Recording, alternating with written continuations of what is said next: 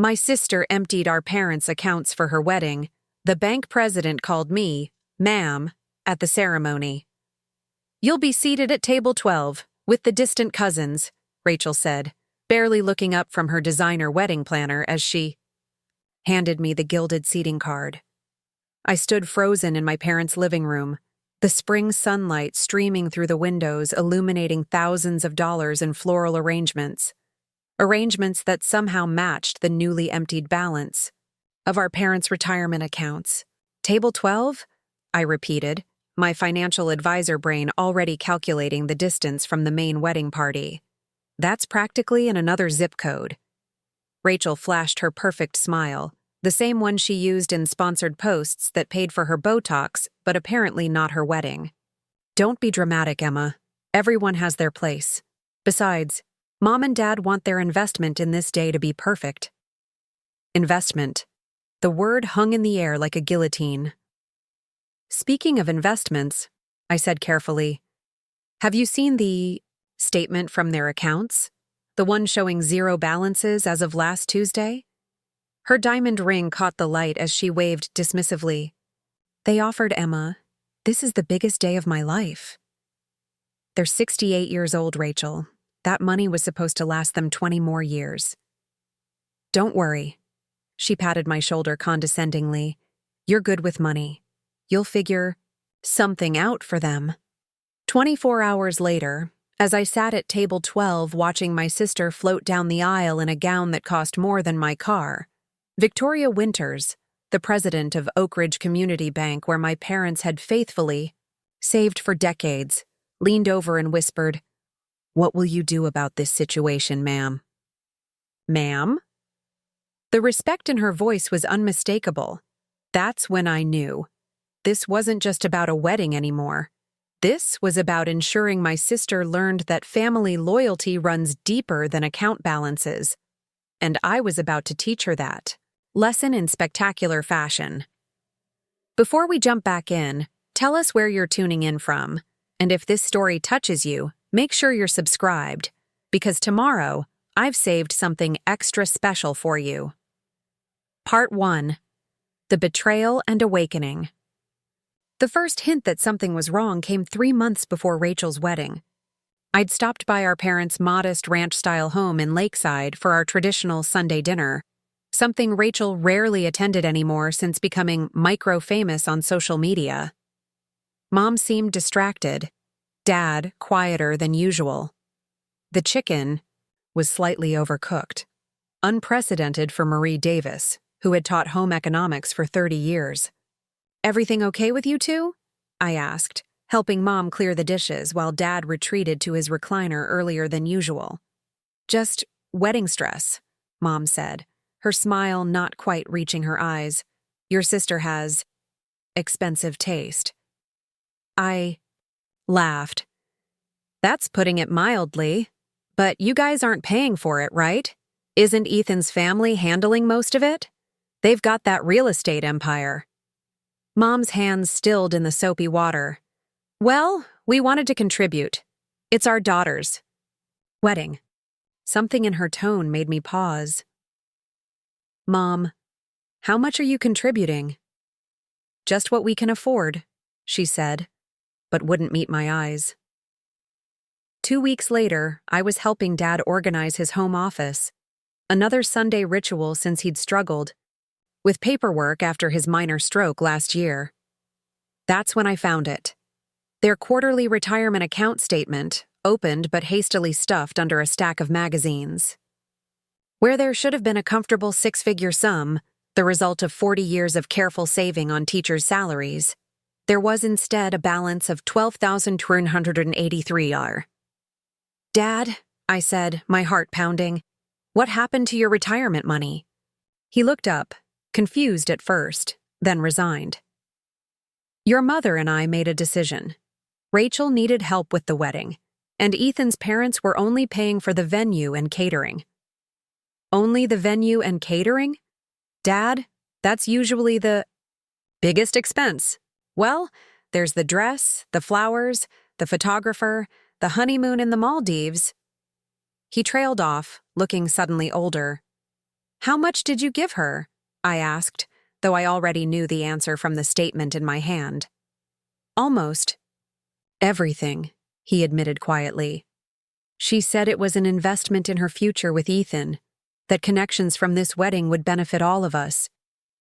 I bit back my first response, which would have included several finance terms not suitable for my gentle father's ears. Instead, I asked, "Does she understand this was your retirement? The money you need to live on?" Dad's hands trembled slightly. She said we could move in with them when they buy their house next year. The image of my parents living in a guest room at the mercy of my self-absorbed sister and her equally narcissistic husband-to-be made my stomach turn.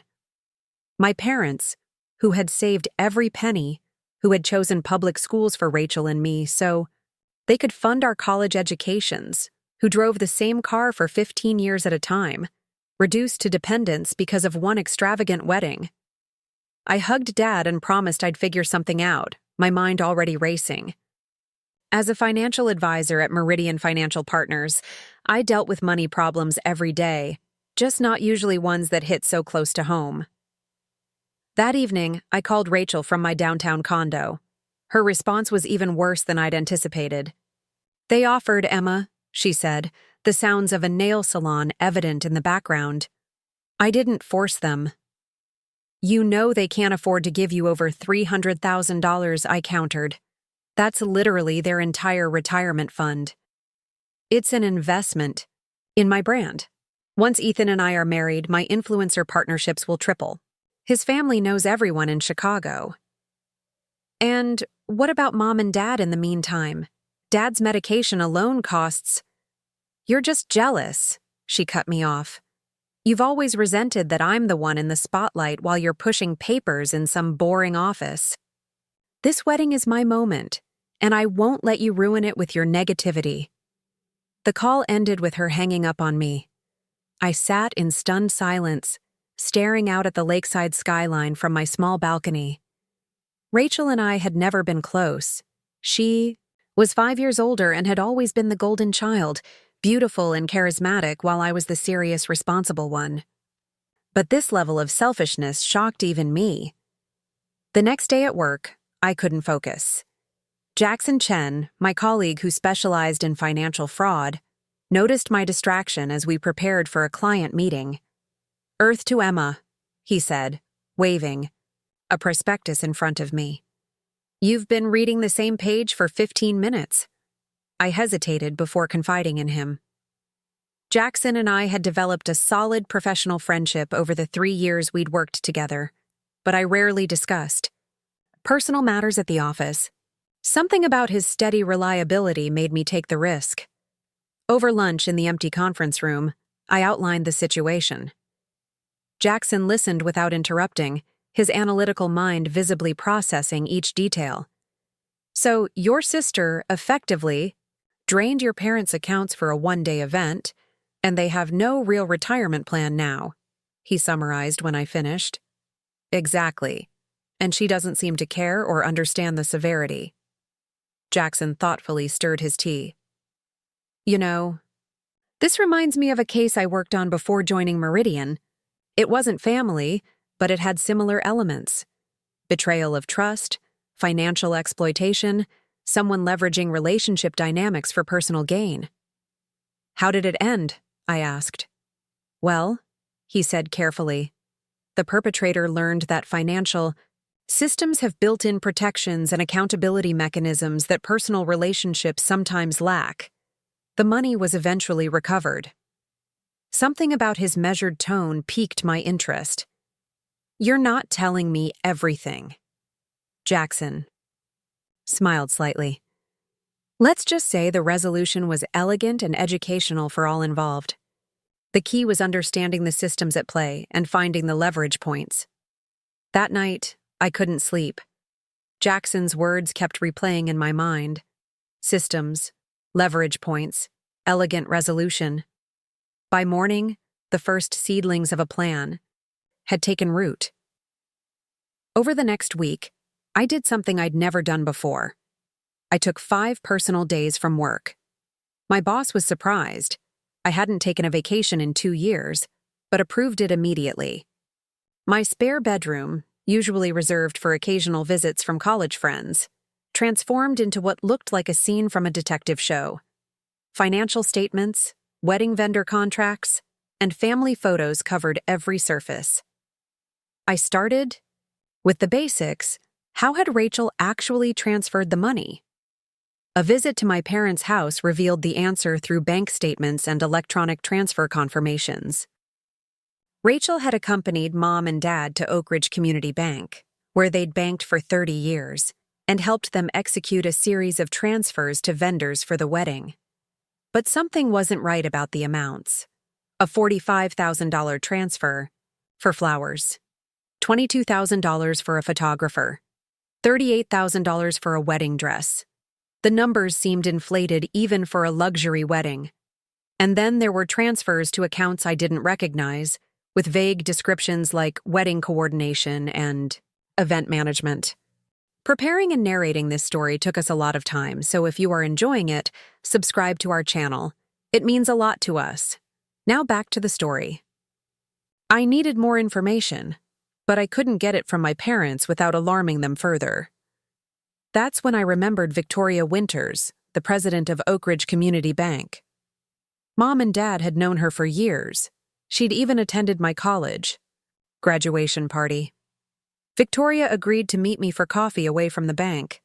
Her face registered immediate concern when I explained the purpose of our meeting. I was there when they made those transfers, she confirmed, her elegant gray bob swinging as she shook her head. I tried to counsel them, Emma. I really did. I even suggested they consult with you first. What did Rachel say? Victoria's lips thinned. She told them it was just bank protocol and that I was being overly cautious because of my position. She assured them the investments would be so worth it when they saw the wedding. Did you notice anything unusual about the transfers? Victoria hesitated, professional discretion warring with personal concern. I can't share specific account details, but I will say this. Some of the vendor names didn't match up with the reputation of the wedding being planned. The florist, for instance. I know the premium florists in Lakeside, and Bloom Concepts isn't one of them. I felt a chill. Would you recognize the name of Rachel's wedding planner? Sophia Reynolds, Victoria said immediately. Very exclusive, very expensive, though I wasn't aware she worked with Bloom Concepts. A quick internet search later revealed that Bloom Concepts had been incorporated just 3 months ago, right? Around when Rachel's wedding planning kicked into high gear. Its registered address was a P.O. box, and its only client appeared to be my sister's wedding. That evening, I called Olivia Torres, my best friend since college, and the only person in my social circle who had remained uncharmed by Rachel over the years. I need a favor, I said when she answered. It's about Rachel's wedding.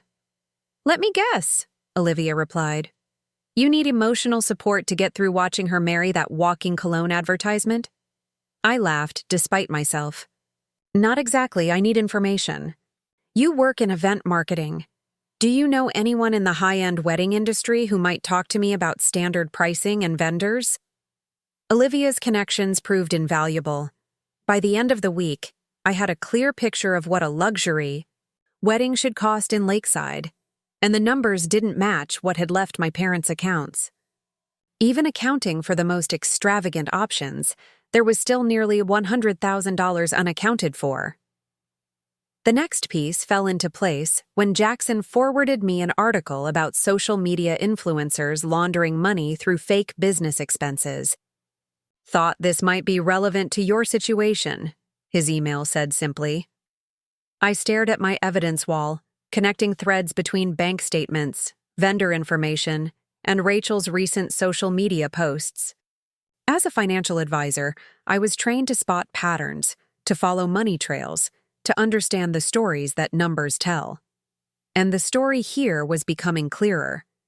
Rachel hadn't just accepted my parents' retirement money for her wedding. She had inflated costs, created shell vendors, and likely pocketed a significant portion for herself. But why?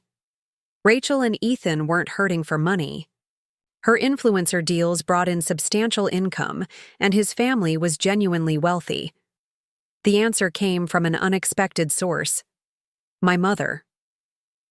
During a quick visit to drop off groceries, I found her looking through old photo albums. "Remember this?"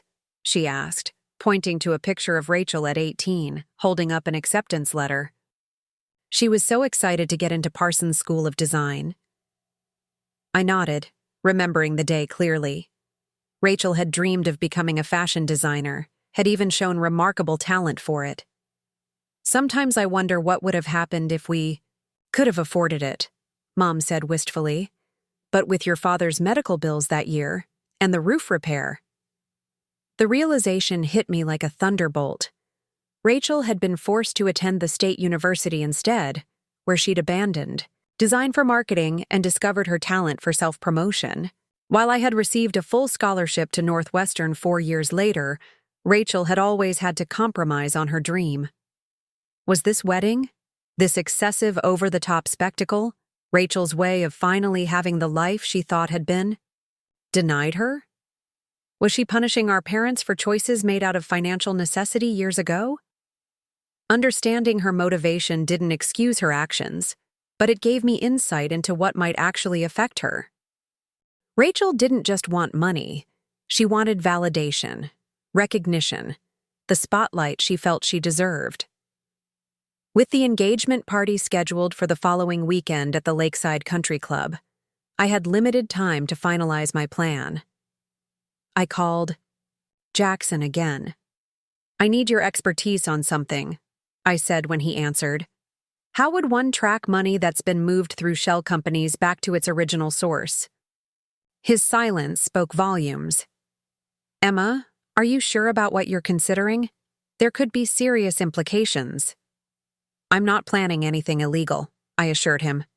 "Just a lesson in financial accountability." After a long pause, Jackson sighed. "Meet me at the coffee shop near your place in an hour. And bring all your documentation." By the time the engagement party arrived, I was ready. The Lakeside Country Club ballroom sparkled with champagne flutes and designer outfits. Rachel held court near the dance floor, resplendent in a white jumpsuit that probably cost more than my monthly rent. Ethan stood beside her, handsome and polished in that generic way of men who've never had to worry about money. I wore a simple black dress, elegant but understated, with my grandmother's pearl necklace. As I moved through the crowd, I made sure to speak with key people: Victoria Winters, who had been invited due to her social standing in Lakeside; Sophia Reynolds, the wedding planner who seemed surprised to see me approach her directly; and most importantly, Ethan's parents, Margaret and Robert Miller. "Your son and my sister make a beautiful couple," I said as I joined them near the bar. "Indeed they do," Margaret replied with the practiced warmth of old money. "We're so looking forward to joining our families."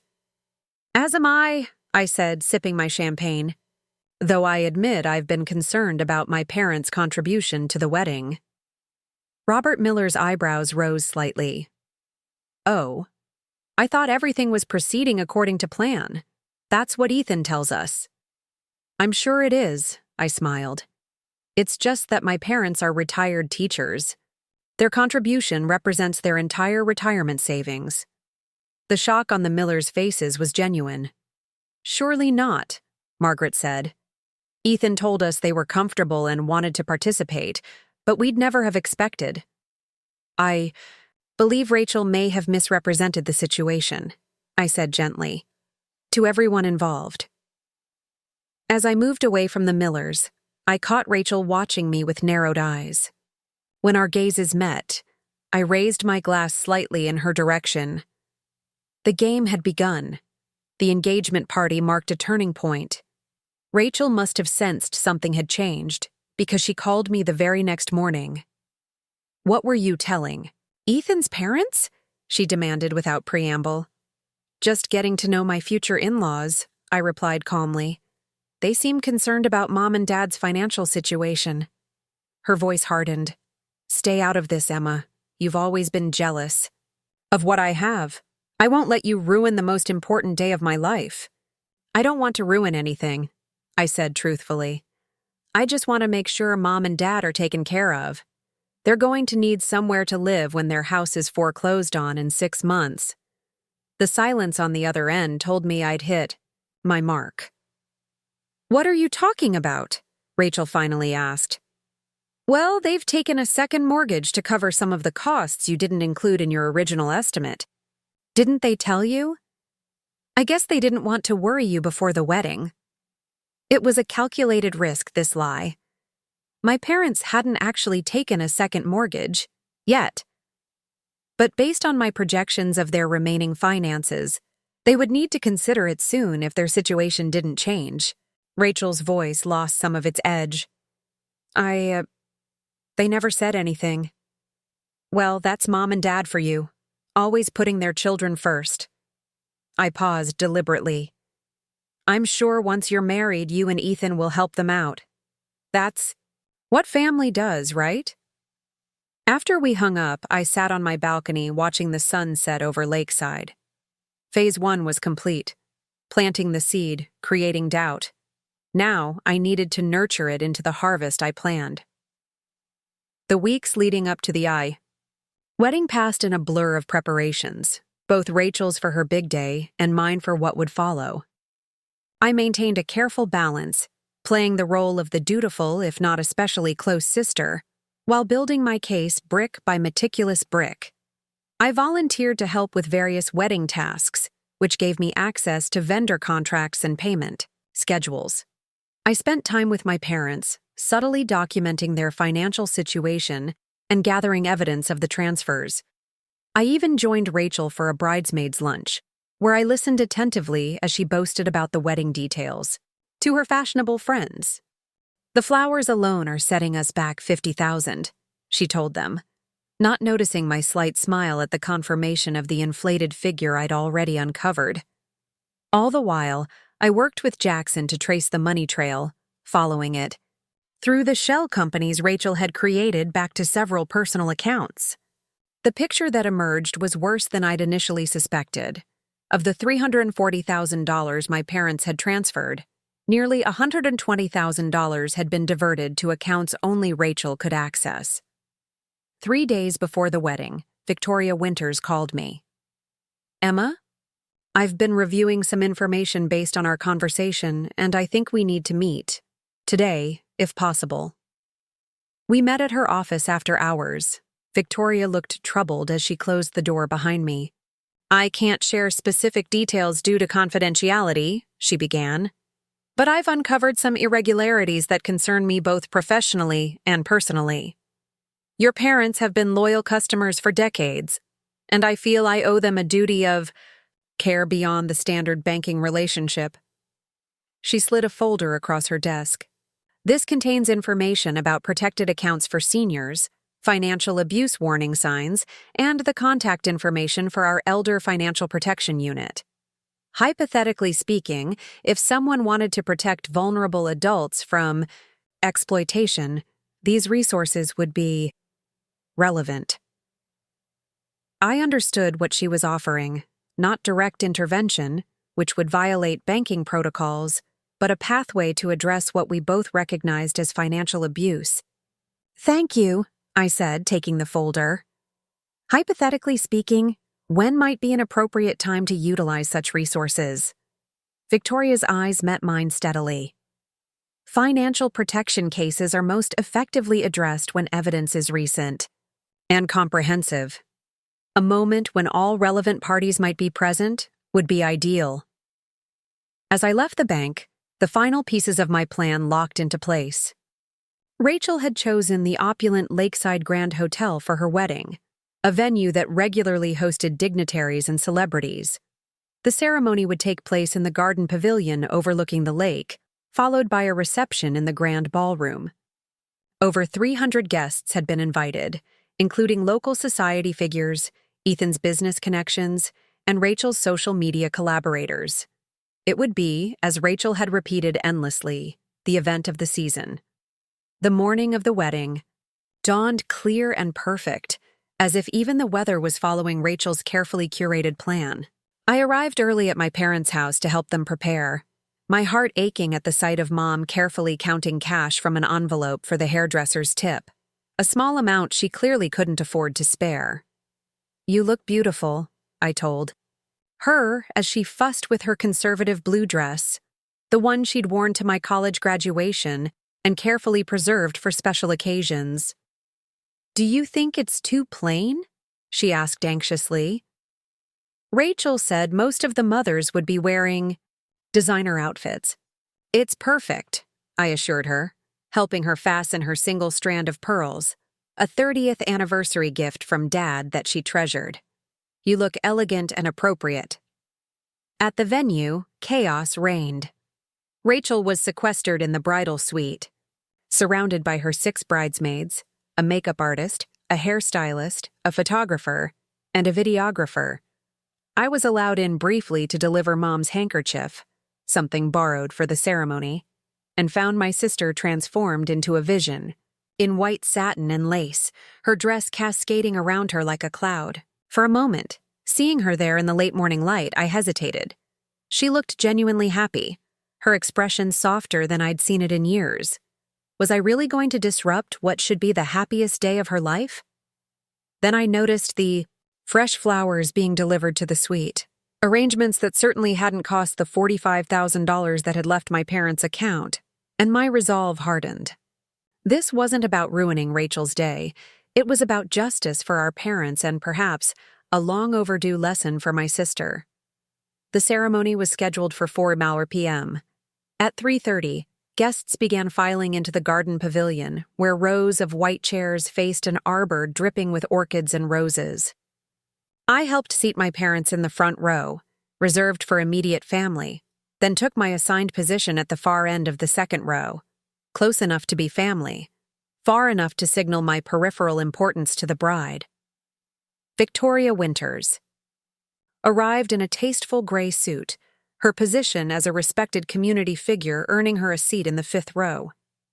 Our eyes met briefly as she took her place, her slight nod confirming that everything was prepared. As the string quartet began playing and the procession started, I surveyed the gathered crowd. Ethan's parents sat opposite mine, elegant and composed. The wedding party lined up, the groomsmen in classic black tuxedos, the bridesmaids in varying shades of blush that complemented their carefully selected bouquets. Ethan took his place under the arbor, looking appropriately nervous and happy. The music changed to the traditional wedding march, and Rachel appeared on our father's arm at the end of the aisle. There was an audible gasp from the assembled guests. Rachel was radiant, her dress catching the golden late afternoon light, her smile wide and genuine as she locked eyes with Ethan. Dad looked proud but fragile as he escorted her slowly down the aisle. The cost of this moment, this walk, this dress, this entire spectacle, was written in the new lines around his eyes, the slight tremor in his hand as he placed Rachel's fingers into Ethan's waiting palm. The ceremony proceeded beautifully. The officiant spoke of love and commitment. Rachel and Ethan exchanged heartfelt vows. Rings were presented on a satin pillow by Ethan's young nephew. As they sealed their union with a kiss, applause erupted from the guests. I joined in, clapping as the newlyweds turned to face their friends and family for the first time as husband and wife. Rachel's eyes swept the crowd, absorbing the adoration, until they landed briefly on me. I smiled genuinely. This moment, at least, I could celebrate with her. The reception began with cocktails in the hotel's atrium while the wedding party took photographs. I mingled appropriately, congratulating Ethan's parents, chatting with distant relatives, and positioning myself near the entrance to the grand ballroom where dinner would be served. Victoria found me there, champagne flute in hand. "Beautiful." "Ceremony," she commented. "It was," I agreed. "Very expensive." "Indeed." She glanced around to ensure we weren't overheard. "Everything is in place. Are you certain about this?" I took a steadying breath. "I am. It's not about punishing Rachel. It's about protecting my parents." Victoria nodded. I understand. The bank's elder protection officer is here as you requested, discreetly positioned at table 20. The reception was a masterpiece of luxury. Crystal chandeliers cast a warm glow over tables adorned with towering floral arrangements. A 10-piece band played from a raised platform. The meal featured 5 courses of gourmet cuisine paired with expensive wines. And through it all, I waited for my moment. It came during the traditional father-daughter dance. As Rachel and Dad swayed to "What a Wonderful World," I slipped away to the hotel's business center where I'd prearranged access to a computer. 5 minutes later, I returned to my assigned table, number 12, far from the main wedding party, where I'd been seated with second cousins and Rachel's former co-workers. The toasts began soon after. Ethan's best man delivered a charming speech full of inside jokes and genuine warmth. Rachel's maid of honor gushed about their friendship and Rachel's perfectionism. Then, unexpectedly, the wedding planner approached my table. "The father of the bride has requested that you offer a toast," Sophia whispered, looking as surprised as I felt. "There's been a change to the program." I stood slowly, uncertain. This hadn't been part of the plan. Rachel had been explicit that I wouldn't be speaking at the reception. As I made my way to the microphone, I caught my father's eye. He nodded encouragingly, and suddenly I understood. This was his doing, his small attempt to include me in a meaningful way. Taking the microphone, I looked out at the sea of faces turned expectantly toward me. Rachel watched with barely concealed alarm from the head table. "For those who don't know me, I'm Emma Davis. Rachel's sister," I began, my voice steadier than I felt. "I wasn't expected to speak tonight, so I hope you'll forgive me if my words aren't as polished as the previous toasts." A murmur of encouragement rippled through the crowd. Rachel and I grew up in a home where love was abundant, even when money wasn't, I continued, watching my sister's expression carefully. Our parents, Thomas and Marie Davis, gave us everything they could, not just materially, but in values, in support, in the kind of unwavering belief that makes you think anything is possible. I raised my glass toward our parents.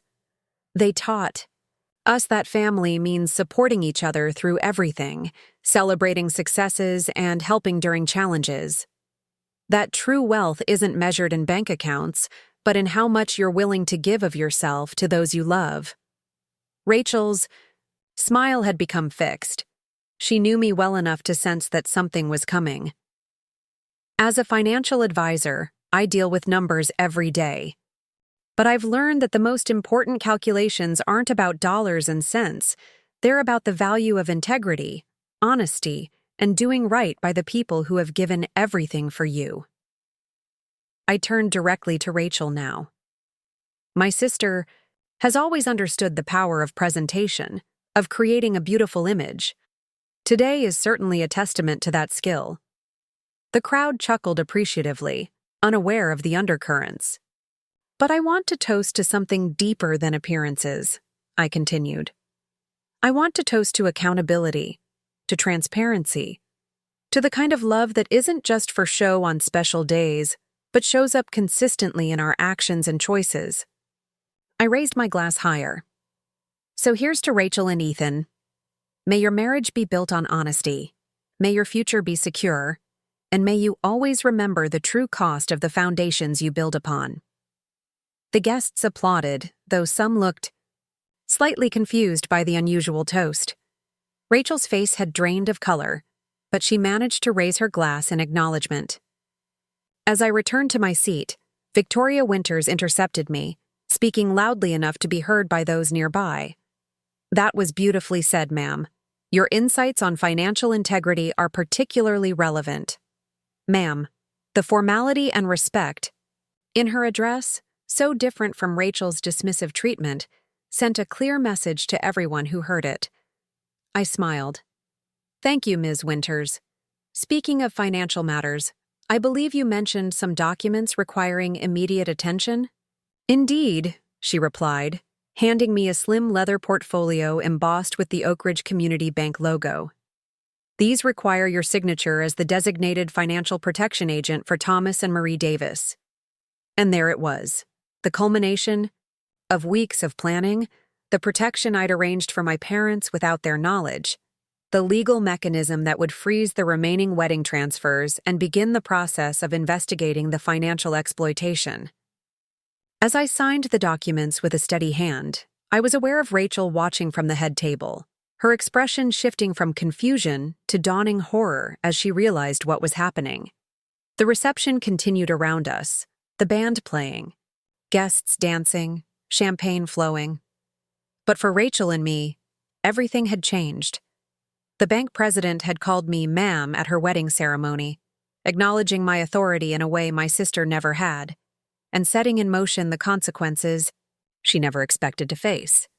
The morning after the wedding, I woke to 17 missed calls and 32 text messages from Rachel.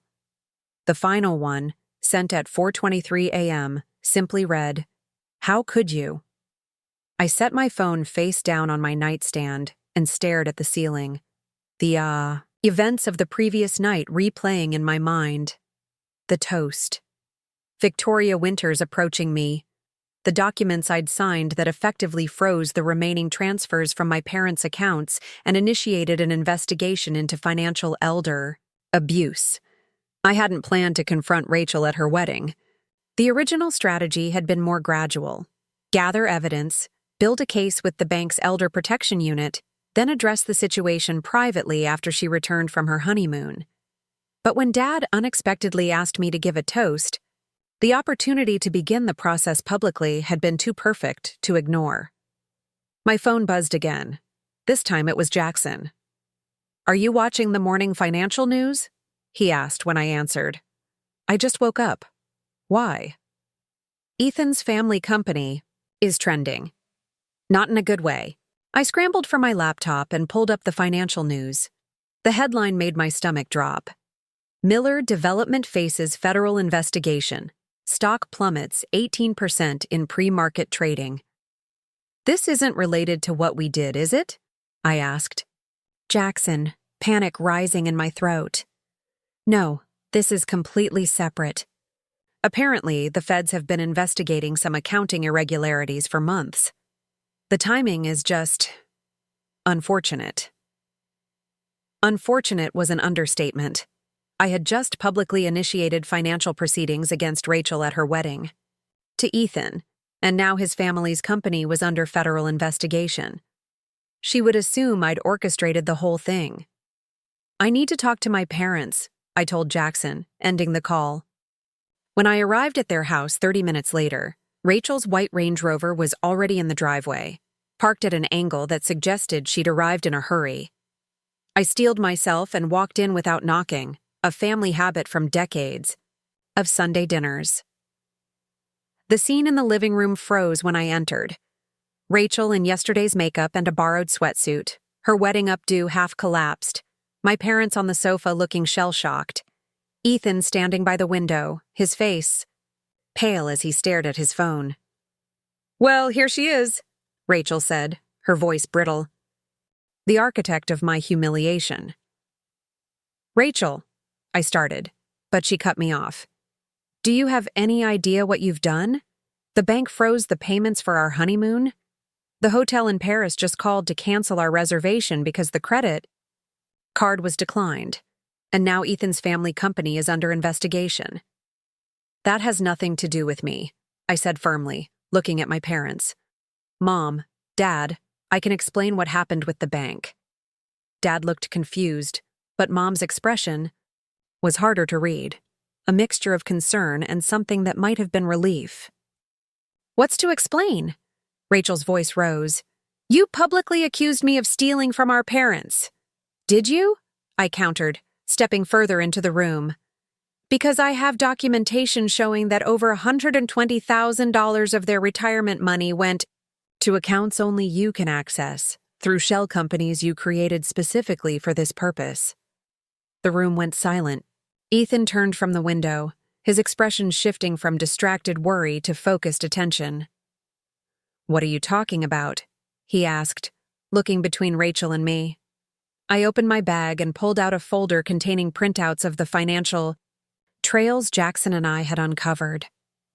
Bloom Concepts, Celebration Solutions, Elite Event Management. All shell companies created in the last 4 months, all receiving substantial transfers from our parents' accounts, all redirecting significant portions to personal accounts under Rachel's control. I handed the folder to Ethan, not Rachel. A strategic choice. "These are wedding vendors," Rachel said quickly, but her voice lacked conviction. "No," I corrected her. "These are paper entities with no real business operations, no employees, and no legitimate services provided. The actual vendors were paid far less than what left Mom and Dad's accounts." Ethan flipped through the pages, his background in real estate development giving him enough financial literacy to understand what he was seeing. With each page, his expression darkened. "Rachel?" he finally asked, looking up at his bride of less than 24 hours. "What is this?" Rachel's composure cracked slightly. "It's not what it looks like. I was consolidating payments for efficiency. Wedding planning is complicated." "So complicated that you needed to route payments through 3 different LLCs?" I asked. "So complicated that the florist who received $45,000 from Mom and Dad's account actually billed $18,000 for the arrangements we saw yesterday?" Mom gasped. Dad slumped further into the sofa. "You should go," Rachel snapped at me. "This is between me and my husband and our parents." "Your parents who now have $12,183 to live on for the rest of their lives?" I countered. "Their house is paid off, thank goodness, but Dad's medication alone costs $100 a month. Their property taxes are $8,000 a year. How exactly were you planning to help them manage?" "We were going to help them," Rachel insisted, looking to Ethan for confirmation. "Once we were settled." Ethan's expression had turned unreadable. "I think I need some air," he said quietly, setting down the folder and walking out the front door without looking at any of us. Rachel stared after him, then turned on me with fury. "See what you've done? You've ruined everything." "No, Rachel. You did that when you took advantage of Mom and Dad's love for you." She turned to our parents, her expression morphing into one of wounded innocence. "You offered to help with the wedding. You wanted to give me my special day. Tell her, Mom." Mom's gaze dropped to her hands, twisted in her lap. "We did want you to have a beautiful wedding, honey, but we thought it would cost maybe $50,000. We had no idea it would be everything we had. And you never told us exactly how much was being transferred," Dad added, his voice stronger than I'd expected.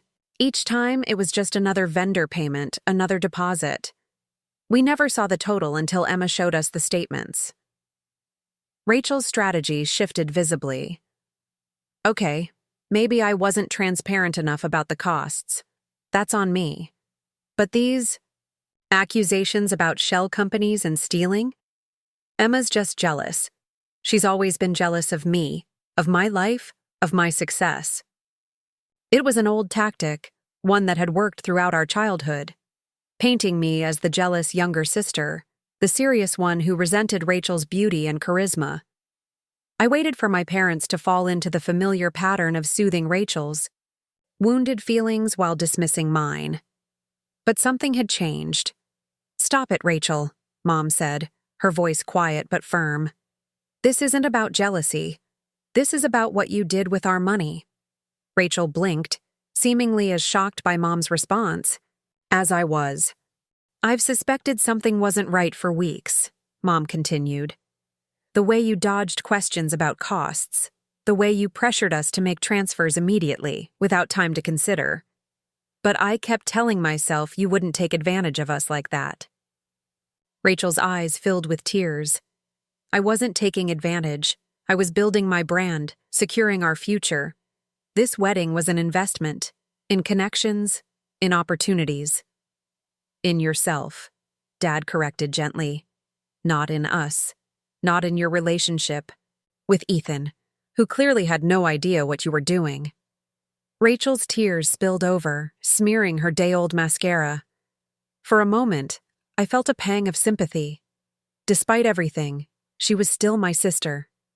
But then I thought of my parents, who would now spend their retirement years in financial anxiety instead of the comfort they'd worked decades to secure. "Here's what's going to happen," I said, keeping my voice level. "The bank has frozen the SI. Remaining transfers pending an investigation into financial elder abuse. That's standard procedure when there's evidence of exploitation. But there's an alternative path." All eyes turned to me. "You can return the money, Rachel. All of it. The funds that went to your personal accounts, the inflated vendor payments, everything. If you do that voluntarily, we can request that the bank halt the formal investigation." "I don't have it," Rachel said immediately. "It's spent." "The wedding cost nowhere near $340,000, I finished for her. "Even the most extravagant estimate puts it at around $150,000, based on the actual vendor contracts I've reviewed. The rest is recoverable." "And if I can't recover it?" she challenged. "Then the bank's investigation continues. The police become involved. Financial elder abuse is a criminal offense in Illinois, Rachel." Her face paled. "You would do that to me? Your own sister?" "I would do anything to protect Mom and Dad," I said simply, "including giving you the chance to make this right before it goes further." The front door opened and Ethan returned. His face was composed now, but his eyes were hard as he looked at Rachel. "We need to talk," he said to her. Privately. As they moved toward the kitchen, I heard him say in a low voice, "Is this why you insisted on handling all the wedding financials yourself?" I turned back to my parents once Rachel and Ethan were out of earshot. "I'm sorry I didn't tell you about the investigation before I initiated it. I was trying to gather all the evidence first." Dad reached for my hand. "You did what you thought was necessary to protect us, just like you always have." "But at Rachel's wedding?" Mom asked, her voice pained. "Couldn't it have waited until after?" I sighed. "It wasn't supposed to happen like that. The original plan was to address everything after they returned from their honeymoon. But when Dad asked me to give a toast, and Victoria approached me about the documents needing immediate signature, I trailed off. I made a judgment call. Maybe it was the wrong one." Mom nodded slowly. "Maybe. But I understand why you did it." She looked toward the kitchen where Rachel's voice was rising in what sounded like a defensive explanation to Ethan. "I just hope we can find a way through this as a family."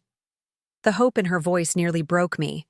My parents, always believing the best of their children, always seeking reconciliation even in the face of profound hurt.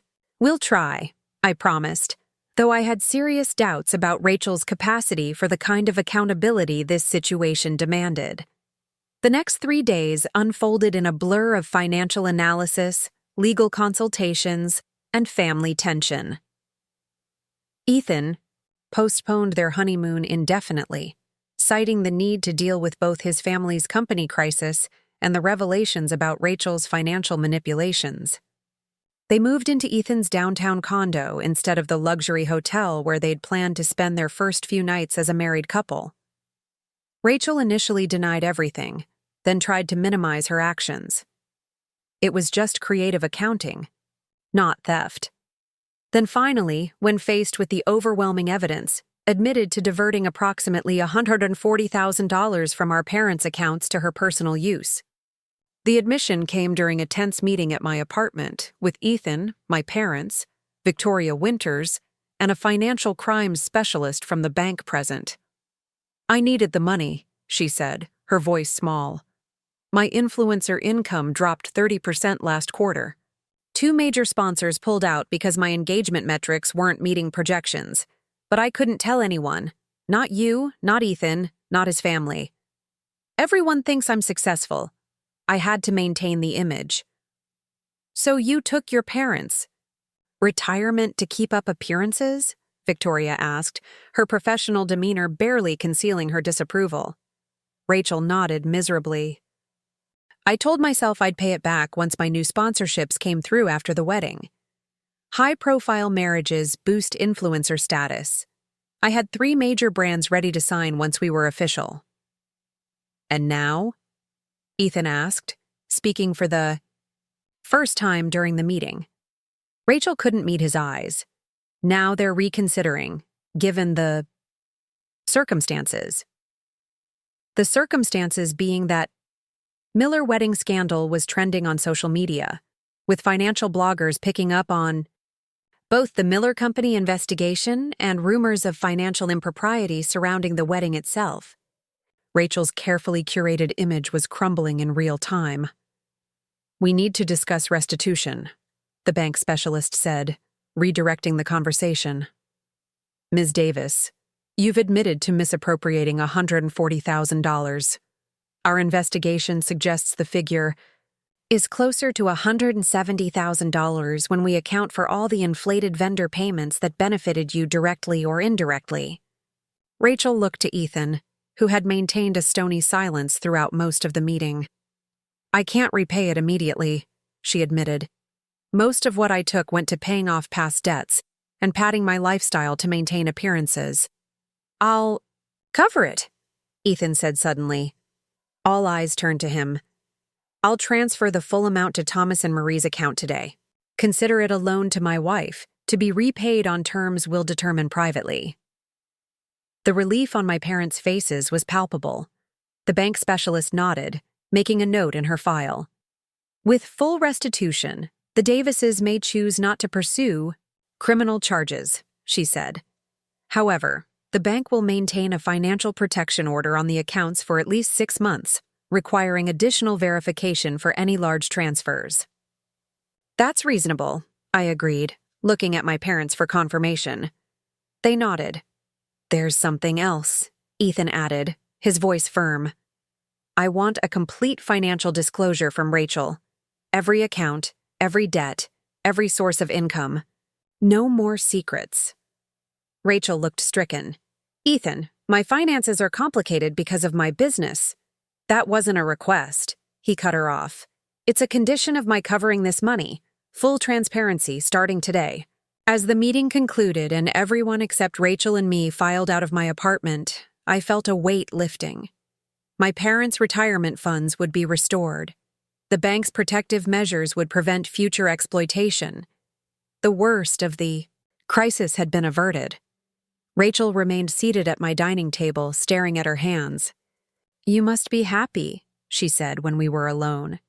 You've exposed me as a fraud, humiliated me publicly, and forced Ethan to see me at my worst. I sat across from her. That wasn't my goal, Rachel. No? Then what was your goal exactly? To protect Mom and Dad, to make sure they don't spend their retirement in poverty because of choices you made. She looked up, her eyes red-rimmed but dry. You could have handled it privately. You didn't have to create a spectacle at my wedding. You're right, I admitted. The timing was unfortunate. I should have waited until after the ceremony. Something flickered in her expression, surprise at my concession, perhaps. Why did you do it? I asked after a moment. Take their money, I mean. You must have known they couldn't afford to give you their entire retirement savings. Rachel was quiet for so long I thought she might not answer. When she finally spoke, her voice had lost its defensive edge. Do you remember when I got accepted to Parsons? How excited I was. I nodded. It had been one of the few times I'd seen my normally poised sister truly ecstatic. That was supposed to be my beginning, my chance to build something real.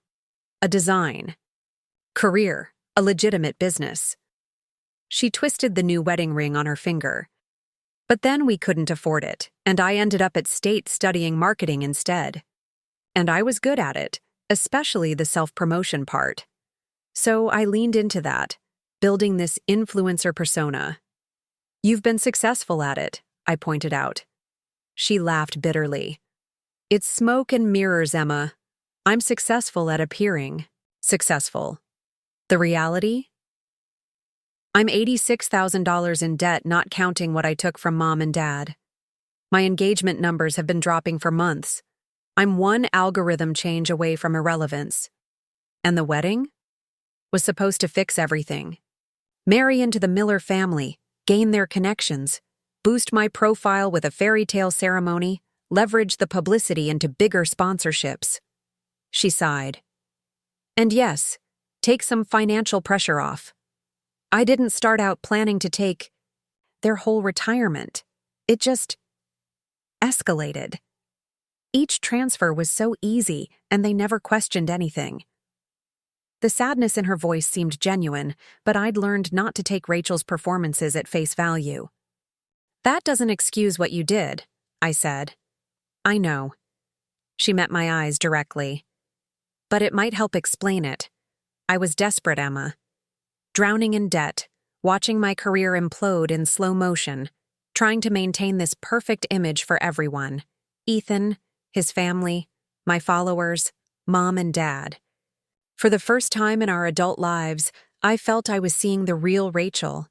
Not the golden child, not the charismatic influencer, but a frightened woman who'd built her life on appearances she could no longer sustain.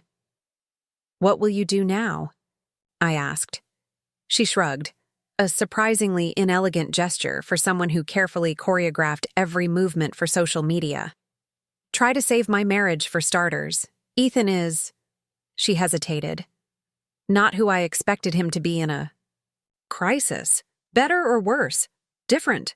I thought he'd be furious, ready to annul the marriage. Instead, he's coldly practical. The financial disclosure, the repayment plan... It's like he's handling a troubled business acquisition, not a personal betrayal. I thought of Ethan's family's company, now under federal investigation. Maybe that's how he's been taught to handle crises.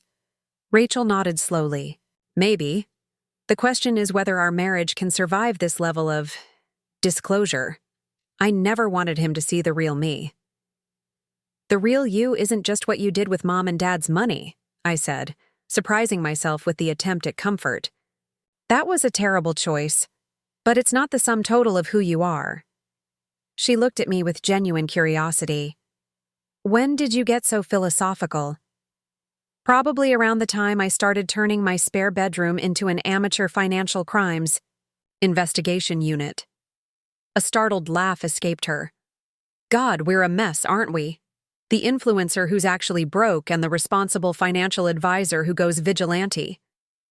It wasn't really funny, none of this was, but I found myself smiling anyway. For a brief moment, we weren't adversaries or even older and younger sisters with our typical dynamics. We were just two women acknowledging the absurdity of the situation we found ourselves in. The moment passed quickly. Rachel stood, gathering her designer handbag. Authentic or counterfeit, I now wondered. Ethan's waiting downstairs. We have a meeting with his family's lawyers about the company situation. She hesitated at the door. For what it's worth, I am sorry about mom and dad. I never meant to leave them with nothing. Intentions matter, I acknowledged, but actions matter more. Make this right, Rachel. Not just the money, though that's essential, but the trust you've broken. She nodded, a gesture that might have been genuine or might have been another performance. With Rachel, it was always hard to tell where the act ended and the real person began. After she left, I called Jackson. How did it go? He asked. Better than expected. Ethan's covering the money. The bank is maintaining protective measures on my parents' accounts. No criminal charges as long as full restitution is made. That's good, Jackson said, though he sounded distracted. What's wrong? He hesitated. I've been looking deeper into the Miller development situation. It's concerning, Emma. The federal investigation involves potential money laundering through real estate projects. If Ethan is implicated, then Rachel could be seen as an accessory if she knew about it, I finished, my stomach sinking. And the money he's using to repay my parents. could potentially be tainted, Jackson confirmed. I'm not saying it is, just that this might not be over. I ended the call and walked to my balcony, looking out at the lakeside skyline as afternoon faded toward evening. The sense of resolution I'd felt just minutes ago evaporated. If the money Ethan used to repay my parents came from questionable sources, we could be facing an even bigger problem than Rachel's deception. I'd been so focused on the immediate crisis, my parents' depleted retirement accounts, that I hadn't considered the broader implications of connecting our family's finances to the Millers just as their company faced federal scrutiny. My phone buzzed with a text from Victoria Winters. Transfer from Ethan Miller complete.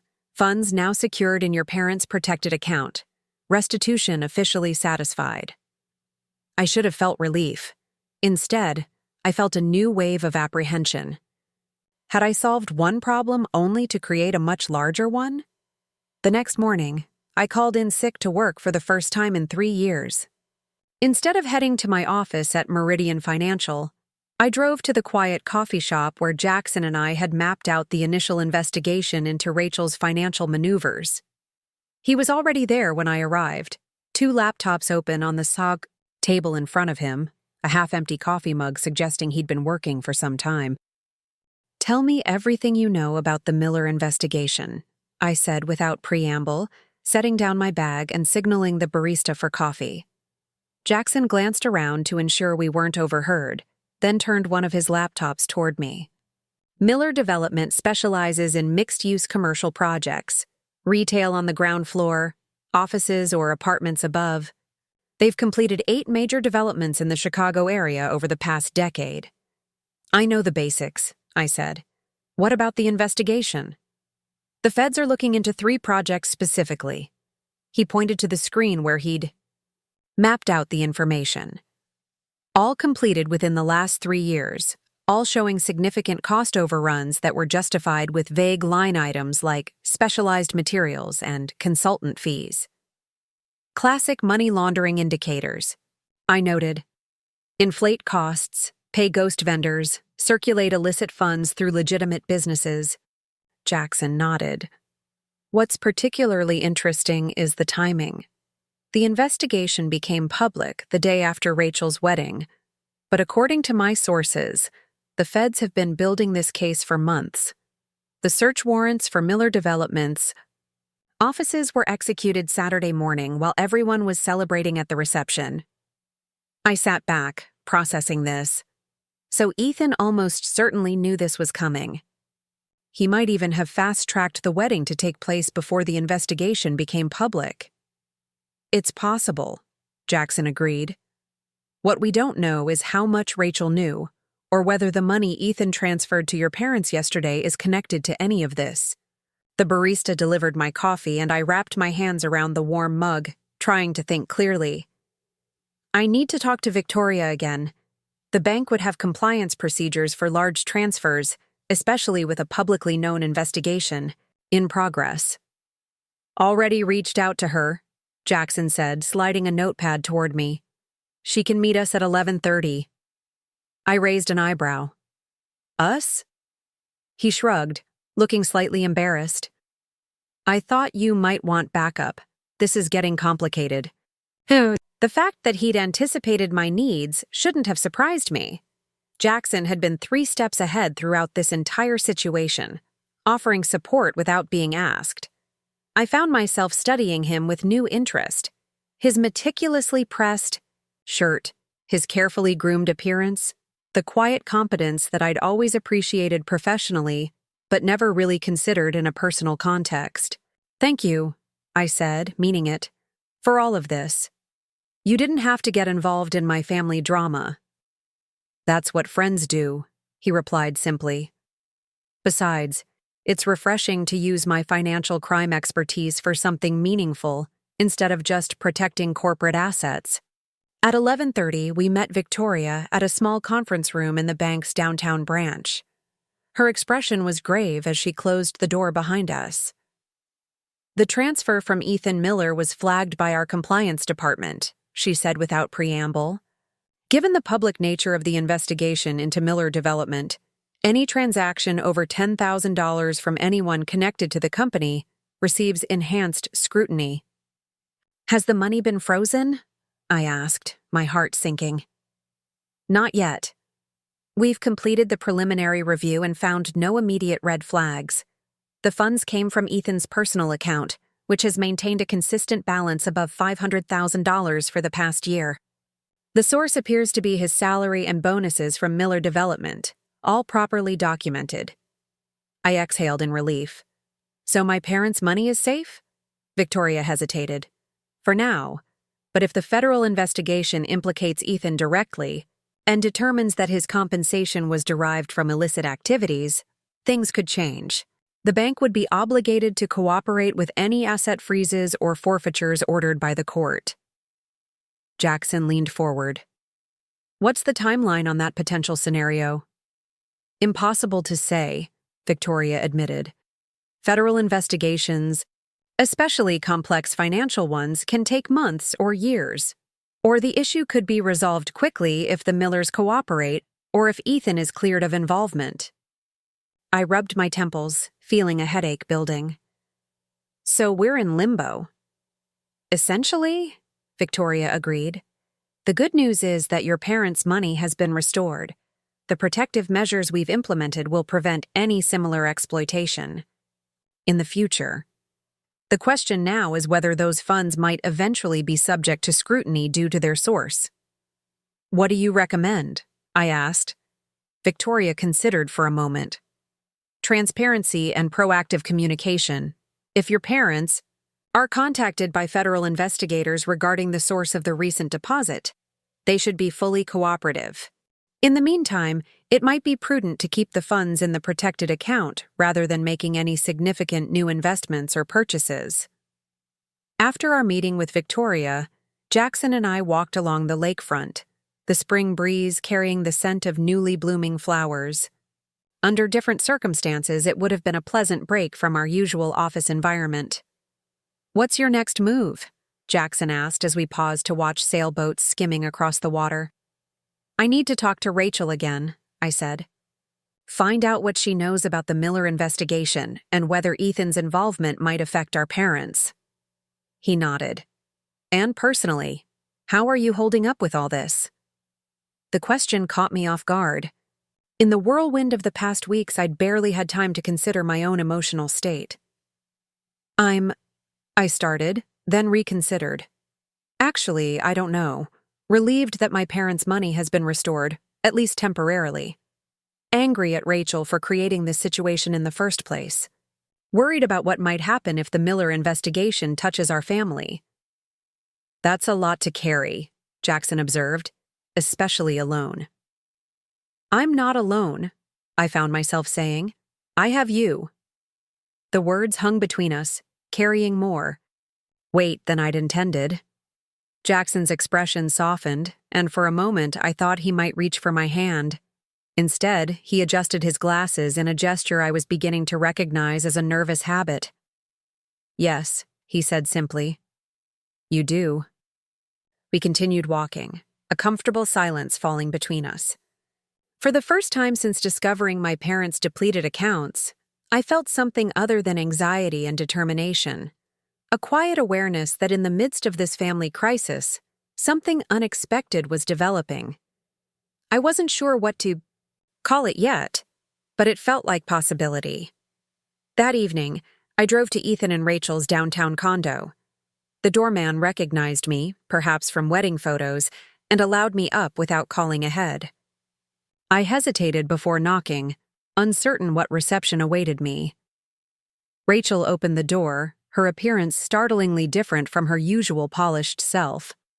Her hair was pulled back in a simple ponytail, her face bare of makeup, her designer clothes replaced by yoga pants and an oversized sweatshirt. For a moment, she looked like the sister I remembered from childhood, before the influence of social media, before her carefully constructed persona. Emma, she said, surprise evident in her voice. What are you doing here? We need to talk, I said, about Ethan's family company and how it might affect the money he transferred to Mom and Dad. Her expression shifted from surprise to resignation. "You'd better come in." The condo was immaculate, all sleek surfaces and minimalist decor, though stacks of papers on the dining table suggested it had become a makeshift office. Rachel led me to the living room where floor-to-ceiling windows offered a spectacular view of the city. "Ethan's not here," she said, gesturing for me to sit. "He's meeting with his family's attorneys again." "That's becoming a pattern," I observed. Rachel sank onto the white leather sofa, tucking her feet under her in a casual pose I couldn't remember seeing her adopt in years. "It's all he does lately. That and pore over financial documents. I barely recognize my own husband. Under different circumstances, I might have felt sympathy for her. But given recent events, my priority had to remain my parents." "What do you know about the investigation into Miller Development?" I asked directly. "Not much," she admitted. "Ethan doesn't discuss it with me. Especially now, after—" She trailed off. "After he discovered you've been hiding financial issues and diverting money?" I supplied. She winced. "Yes, but I've gathered some information. The feds are looking into 3 of their recent development projects. Something about cost irregularities and potential money laundering." "And Ethan's involvement?" Rachel twisted her wedding ring, a nervous habit I'd noticed developing since our confrontation. "He claims he had no knowledge of any irregularities, that he was focused on the architectural and design aspects, not the financial side." "Do you believe him?" She met my eyes directly. "I don't know what to believe anymore. A week ago, I would have said Ethan was incapable of anything unethical. But a week ago, I was also lying to him about my own finances, so—" She shrugged helplessly. "The money he transferred to Mom and Dad," I pressed. "Where did it come from?" "His personal savings, as far as I know. Ethan has always kept separate accounts, something I initially attributed to his family's wealth and traditional values. Now I wonder if there were other reasons." I leaned forward, needing her to understand the seriousness of the situation. "Rachel, if that money came from illegal activities and Ethan knew it, accepting it could make Mom and Dad accessories to money laundering." Her face paled. "I didn't think of that." "No, you were too busy thinking about yourself as usual." The words slipped out before I could stop them, harsh and accusatory. Rachel didn't fire back with her typical defensiveness. Instead, she looked away, her profile silhouetted against the city lights beyond the window. "You're right," she said quietly. "I've been selfish, reckless. I took advantage of Mom and Dad's generosity. I lied to everyone, including myself." She turned back to me, her eyes shining with unshed tears. "But I never meant to put them in legal jeopardy. You have to believe that." The sincerity in her voice was compelling. Despite everything, I found myself wanting to believe her. This version of Rachel that seemed stripped of pretense. "I need your help then," I said. "I need you to find out exactly where that money came from and whether it could be problematic. Not for your sake, but for Mom and Dad's." She nodded. "I'll try. Though Ethan isn't exactly forthcoming with me these days." "Try harder," I insisted. "Our parents have already been victims once. I won't let them become collateral damage in someone else's legal problems." Rachel studied me for a moment. "You've changed, Emma. You're formidable now." I thought about the past weeks, the investigation I'd conducted, the strategies I'd developed, the confrontations I'd initiated. I've always been formidable.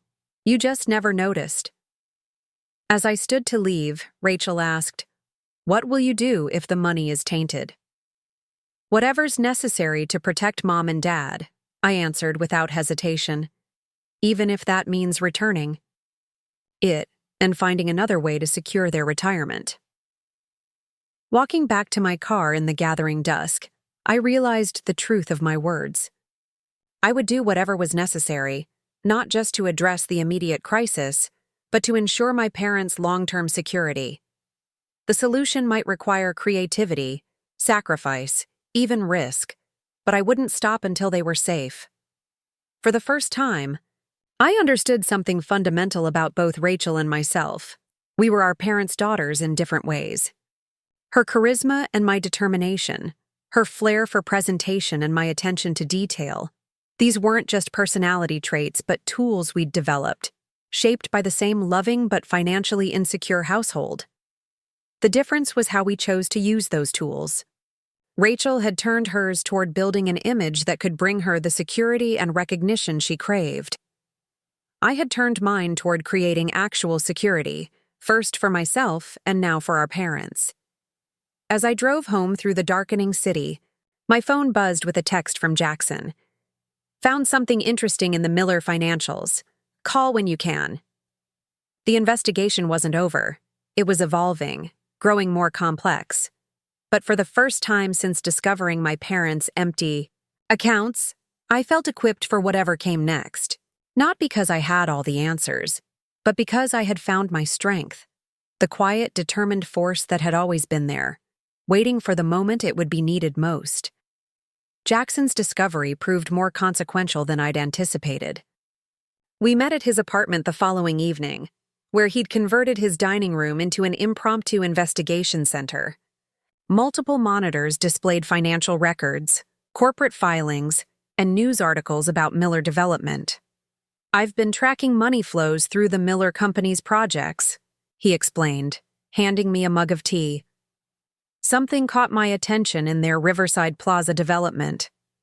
He pulled up a spreadsheet showing contractor payments for the commercial property Ethan's family had developed 3 years earlier. See this vendor? Sterling Design Consultants? Jackson pointed to a series of payments totaling over $2 million. They received substantial fees for interior design concepts and implementation.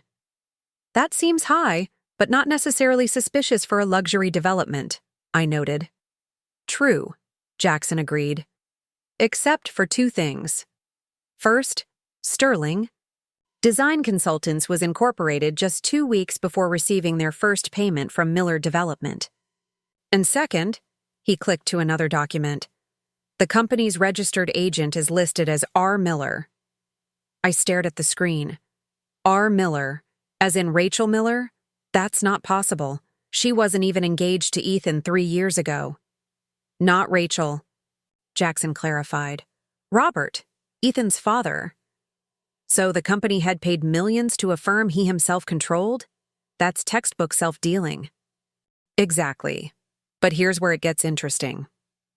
Jackson pulled up another document. Sterling Design Consultants subcontracted work to several other entities, including this one, Visionary Concepts LLC, registered to Rachel Davis, before she became Rachel Miller. The revelation hit me like a physical blow. Rachel was involved in Ethan's family business 3 years ago.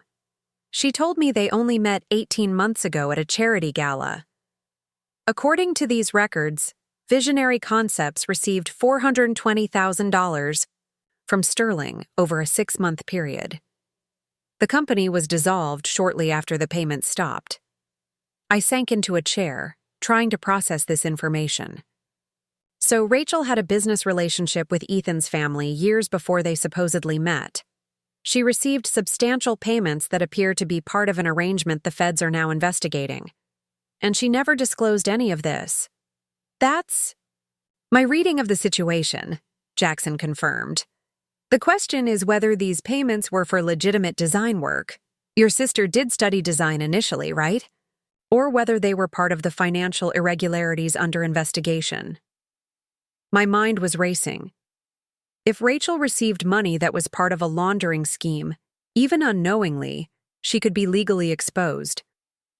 And if she and Ethan have known each other for years through this business connection rather than meeting randomly at a gala, then their entire relationship narrative might be constructed, Jackson finished, potentially to serve some purpose related to the financial arrangements between their families. The implications were staggering, not just for my parents' money, but for everything I thought I knew about my sister's life. "I need to confront her," I said, reaching for my phone. Jackson placed his hand gently on my arm. "Wait. We should be strategic here. If Rachel has been deliberately hiding her connection to the Miller family, confronting her directly might cause her to destroy evidence or alert others. What do you suggest? We take this information to Victoria first. The bank needs to know about this potential connection, especially since Ethan's money is now in your parents' account. Then we approach Rachel carefully, perhaps with Victoria present as a neutral third party." I nodded, recognizing the wisdom in his approach. "You're right. This isn't just about family dynamics anymore. There could be legal implications for everyone involved." As I studied the evidence Jackson had gathered, a thought occurred to me. "How did you find this connection? These records aren't exactly public information." A slight flush colored Jackson's cheeks. "I have some contacts in financial forensics from my previous position. They owed me a favor." "Is this legal?" I asked, suddenly concerned. "The information was obtained through legitimate channels," he assured me. "Financial investigators have access to corporate registries and payment records that aren't easily available to the general public, but they're not confidential in a legal sense." I wasn't entirely convinced, but the urgency of the situation outweighed my concerns about Jackson's methods. If Rachel had been knowingly involved in financial impropriety through Ethan's family, she might have deliberately targeted our parents' money as part of a larger scheme. We arranged to meet Victoria the next morning at Oak Ridge Community Bank. The early hour meant we could speak privately before regular banking hours, reducing the chance of being seen by other clients. Victoria listened attentively as Jackson presented his findings, her expression growing more serious with each revelation. "This considerably complicates matters," she said when he finished. "If the federal investigation determines that funds from Miller Development were improperly distributed through these shell companies, any assets derived from those funds could potentially be subject to seizure. Including the money now in my parents' account," I confirmed. "Precisely. And potentially other assets your sister may have acquired through her relationship with the Millers." "What's our next step?" I asked. Victoria thought for a moment. "From the bank's perspective, we need to file a supplementary suspicious activity report regarding the transfer from Ethan Miller, noting this potential connection to the ongoing federal investigation. That's our legal obligation." "And my parents' money?" "For now, it remains in their protected account. But I must caution you, if federal authorities issue a seizure order, the bank will have no choice but to comply." Jackson leaned forward. "What about preemptively returning the money? If Emma's parents voluntarily surrender the funds as potentially tainted, wouldn't that protect them from accusations of knowingly accepting illicit money?" Victoria nodded slowly. "That approach has merit. It would demonstrate good faith and potentially shield them from any accusations of complicity. However, it would also leave them without the retirement funds they need." The weight of the situation settled heavily on my shoulders. Once again, my parents' financial security hung in the balance, not because of Rachel's extravagant wedding this time, but because of potential criminal activity involving her and her new husband's family. "We need more information before making that decision," I said finally. "I want to speak with Rachel directly about this connection to the Millers. See if there's an innocent explanation." "Proceed with caution," Victoria advised. "If your suspicions are correct, confronting her could prompt actions that might complicate the legal situation further." As we left the bank, Jackson suggested we take a break before confronting Rachel. "You've barely slept in days," he pointed out. "You need to clear your head before this conversation." He was right. The constant stress and unfolding revelations had left me exhausted. We found a quiet cafe near the lakefront, ordered breakfast, and deliberately avoided discussing the Miller investigation for an hour. Instead, Jackson told me about his background, growing up in San Francisco, studying economics at MIT, working briefly for the Treasury Department before moving to the private sector. I shared stories about my childhood with Rachel, the dynamic between us growing up, and my parents' dedication to giving us opportunities despite their modest means. By the time we finished our meal, I felt more centered than I had in weeks. The crisis hadn't changed, but stepping away from it briefly had restored my perspective. "Thank you," I told Jackson as we walked along the lake afterward. "For everything. The investigation, the support, even forcing me to take a break." He smiled, the morning sunlight catching in his dark eyes. "That's what partners do." "Partners?" I echoed, raising an eyebrow. "In crime fighting," he clarified quickly, then laughed at himself. That sounded less corny in my head. I found myself laughing too, the tension of the morning momentarily broken. The sound surprised me. I couldn't remember the last time I'd genuinely laughed since discovering my parents' empty accounts. The moment of lightness was short-lived. My phone rang, displaying my mother's number. "Emma, are you busy?" She sounded anxious. "Rachel is here. She's very upset and saying something about the money Ethan gave us being complicated. Your father and I don't understand what's happening." My heart sank. Somehow Rachel had learned about our investigation. "I'll be right there, Mom. Don't make any decisions or sign anything until I arrive." I turned to Jackson. "Rachel's at my parents' house talking about the money. She must have found out what we discovered." "I'll come with you," he said immediately. "No, this needs to be family first, but stay close to your phone. I may need your expertise." 30 minutes later, I was walking into my parents' living room, where a scene of tension was unfolding. Rachel paced back and forth while my parents sat on the sofa, looking bewildered and anxious. "Emma," Mom said with evident relief, "Rachel says there might be problems with the money Ethan gave us." Rachel stopped pacing and stared at me.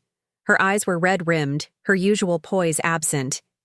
"You've been investigating me again," she said, flatly.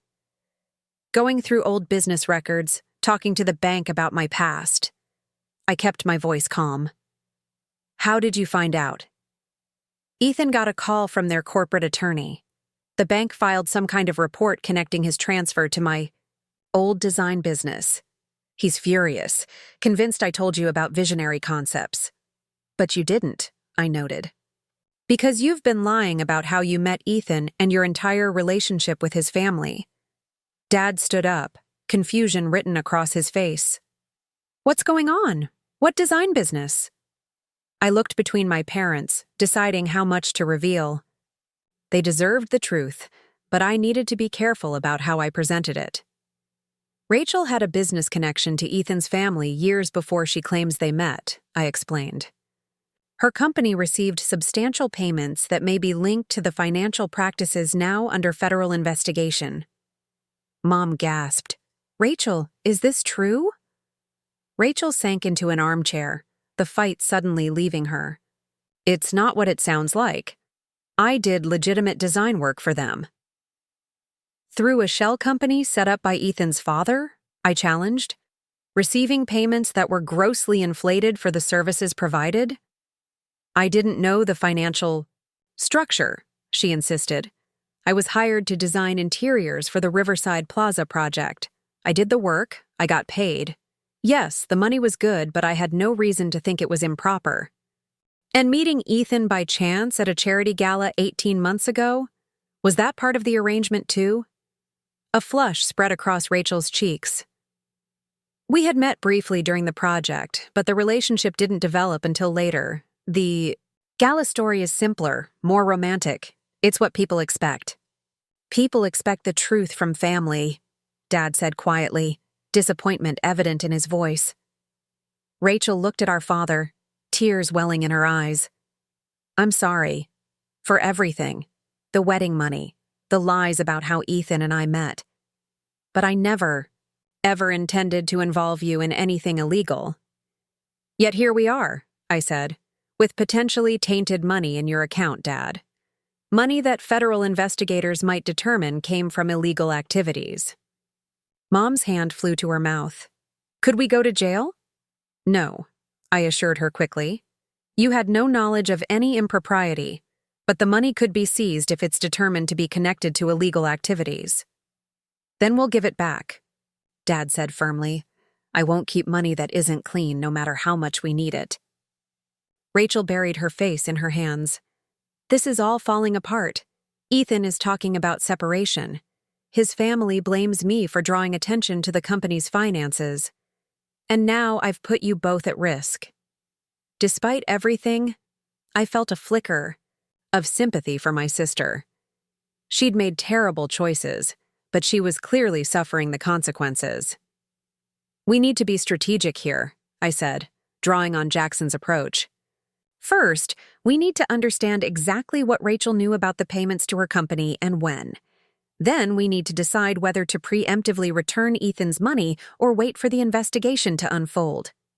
Return it, Rachel said, looking up. I know we need that money for retirement, but keeping it could make things worse for everyone. And what would Mom and Dad live on? I challenged. Rachel met my eyes directly. I have some savings left.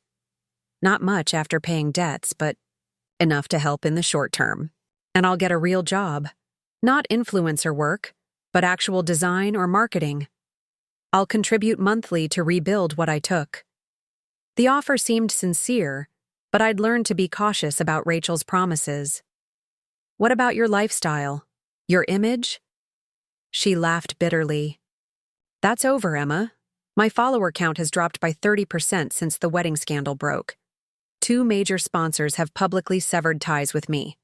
The carefully constructed image of Rachel Davis, influencer extraordinaire, is crumbling as we speak. Before I could respond, my phone buzzed with a text from Jackson. Federal agents just entered Miller Development offices with new warrants. Things are escalating. Call when you can. I showed the message to my family. We need to act quickly. If the investigation is intensifying, the money in your account could be frozen at any moment. Then let's return it now, Dad said, standing up with determination. I want no part of this mess. I agree, Mom added. We managed before this. Money, we'll manage again. I looked at Rachel, who nodded in agreement. It's the right thing to do. Within the hour, we were at Oak Ridge Community Bank, meeting with Victoria in her private office. I explained our decision to preemptively return the funds to Ethan's account, citing concerns about the source of the money given the ongoing investigation. Victoria processed the transaction efficiently, providing documentation of the return and noting the reason in the bank's records. This demonstration of good faith will be noted if questions arise later, she assured my parents. As we were preparing to leave, Victoria asked to speak with me privately. My parents and Rachel waited in the lobby while I returned to her office. There's something you should know, Victoria said once we were alone. Your proactive approach in this matter has been noticed. I received a call this morning from a colleague at Huntington Bank. They're looking for a new financial advisor with experience in wealth protection, particularly for vulnerable clients. I blinked in surprise. Are you recommending me for a job? She smiled. Your handling of this situation has demonstrated exactly the kind of judgment and ethical backbone they're seeking. It would be a significant step up from your current position. More responsibility, better compensation. If you're interested, I'd be happy to make a formal introduction. The offer caught me completely off guard. In the midst of crisis management, I hadn't considered how my actions might be viewed professionally. I would appreciate that. Thank you. Good. I'll set up a meeting for next week.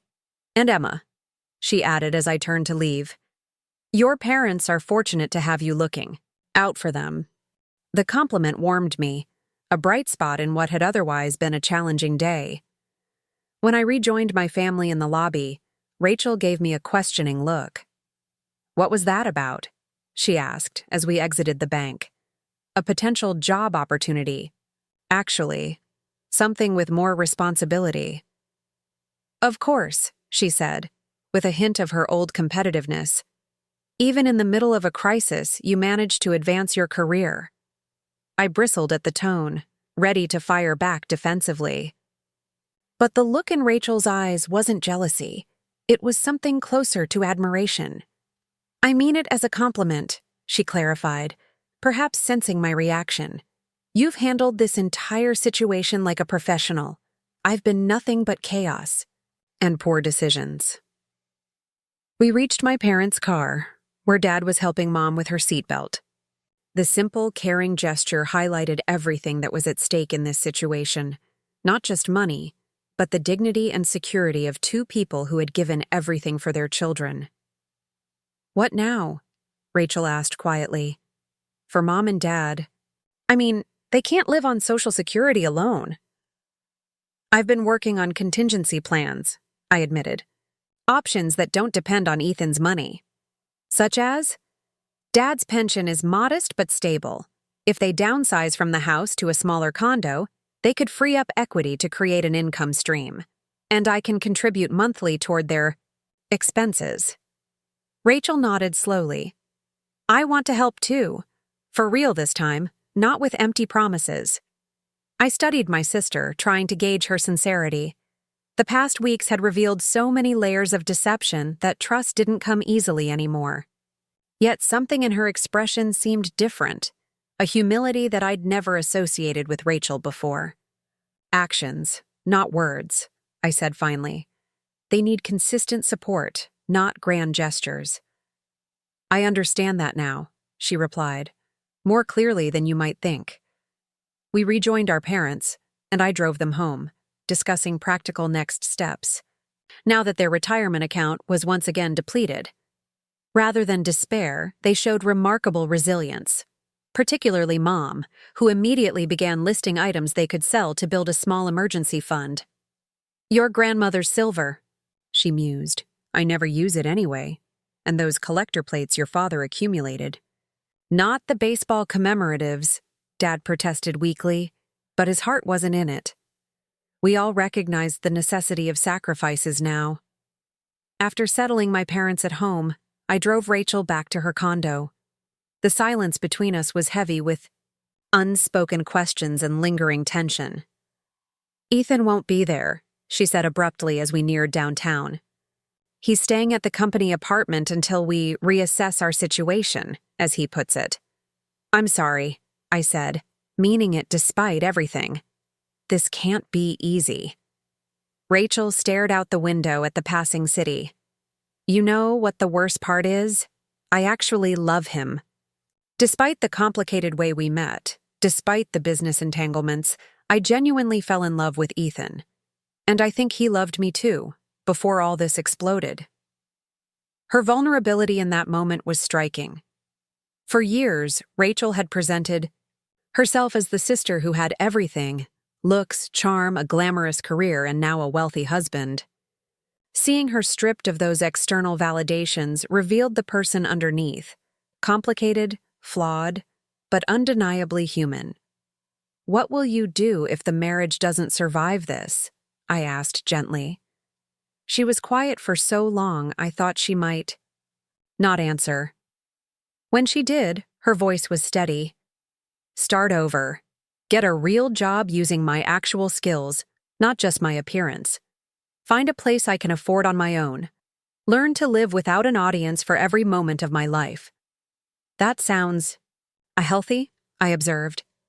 "It sounds terrifying," she corrected with a sad smile. "But necessary. I've been living in a house of cards, Emma. The perfect image, the curated life, the aspirational relationship. None of it was solid. This collapse was probably inevitable." We pulled up outside her building, but Rachel made no move to get out of the car. Instead, she turned to face me directly. "I need to tell you something," she said, her expression serious. "About the investigation into Miller Development." My hands tightened on the steering wheel. "What about it?" "Ethan talked in his sleep the night after the wedding. He mentioned something about his father and offshore accounts. I didn't think much of it at the time. I was dealing with the fallout from your toast and the bank's actions. But now, with everything we know, you think the Millers might have been moving money overseas? I finished for her. She nodded. And there's more. Last week, before you discovered the connection between my old design firm and their company, Ethan asked me to sign some backdated documents. He said it was standard paperwork that had been overlooked during the wedding preparations. I signed without reading everything carefully. Alarm bells rang in my mind. Rachel, that could be serious. If you signed documents that create a false paper trail for the company. I know, she interrupted. I realized it might be problematic after everything came to light. That's why I contacted a lawyer yesterday. Someone independent from the Millers' legal team. This was a surprising development. Rachel taking initiative to protect herself legally, separate from Ethan. What did the lawyer say? That I should gather any communications or documents related to my work for Sterling Design Consultants and Visionary Concepts. That I should avoid discussing the case with Ethan or his family, and that I should consider cooperating with federal investigators if approached. The implications were significant. If Rachel had been unwittingly involved in the Millers' financial schemes, cooperating with investigators could help her avoid serious legal consequences, but it would almost certainly end her marriage and potentially implicate her new husband and his family. Have you been approached by investigators yet? I asked. No, but my lawyer thinks it's only a matter of time, especially now that the bank has flagged the connection between my old company and the Millers. I absorbed this information, trying to think several steps ahead. What do you need from me? The question seemed to surprise her. Perhaps she'd expected judgment or criticism rather than an offer of help. Honestly, support. I'm facing the collapse of my marriage, possible legal jeopardy, and the end of my influencer career all at once. I feel untethered. The word choice was revealing.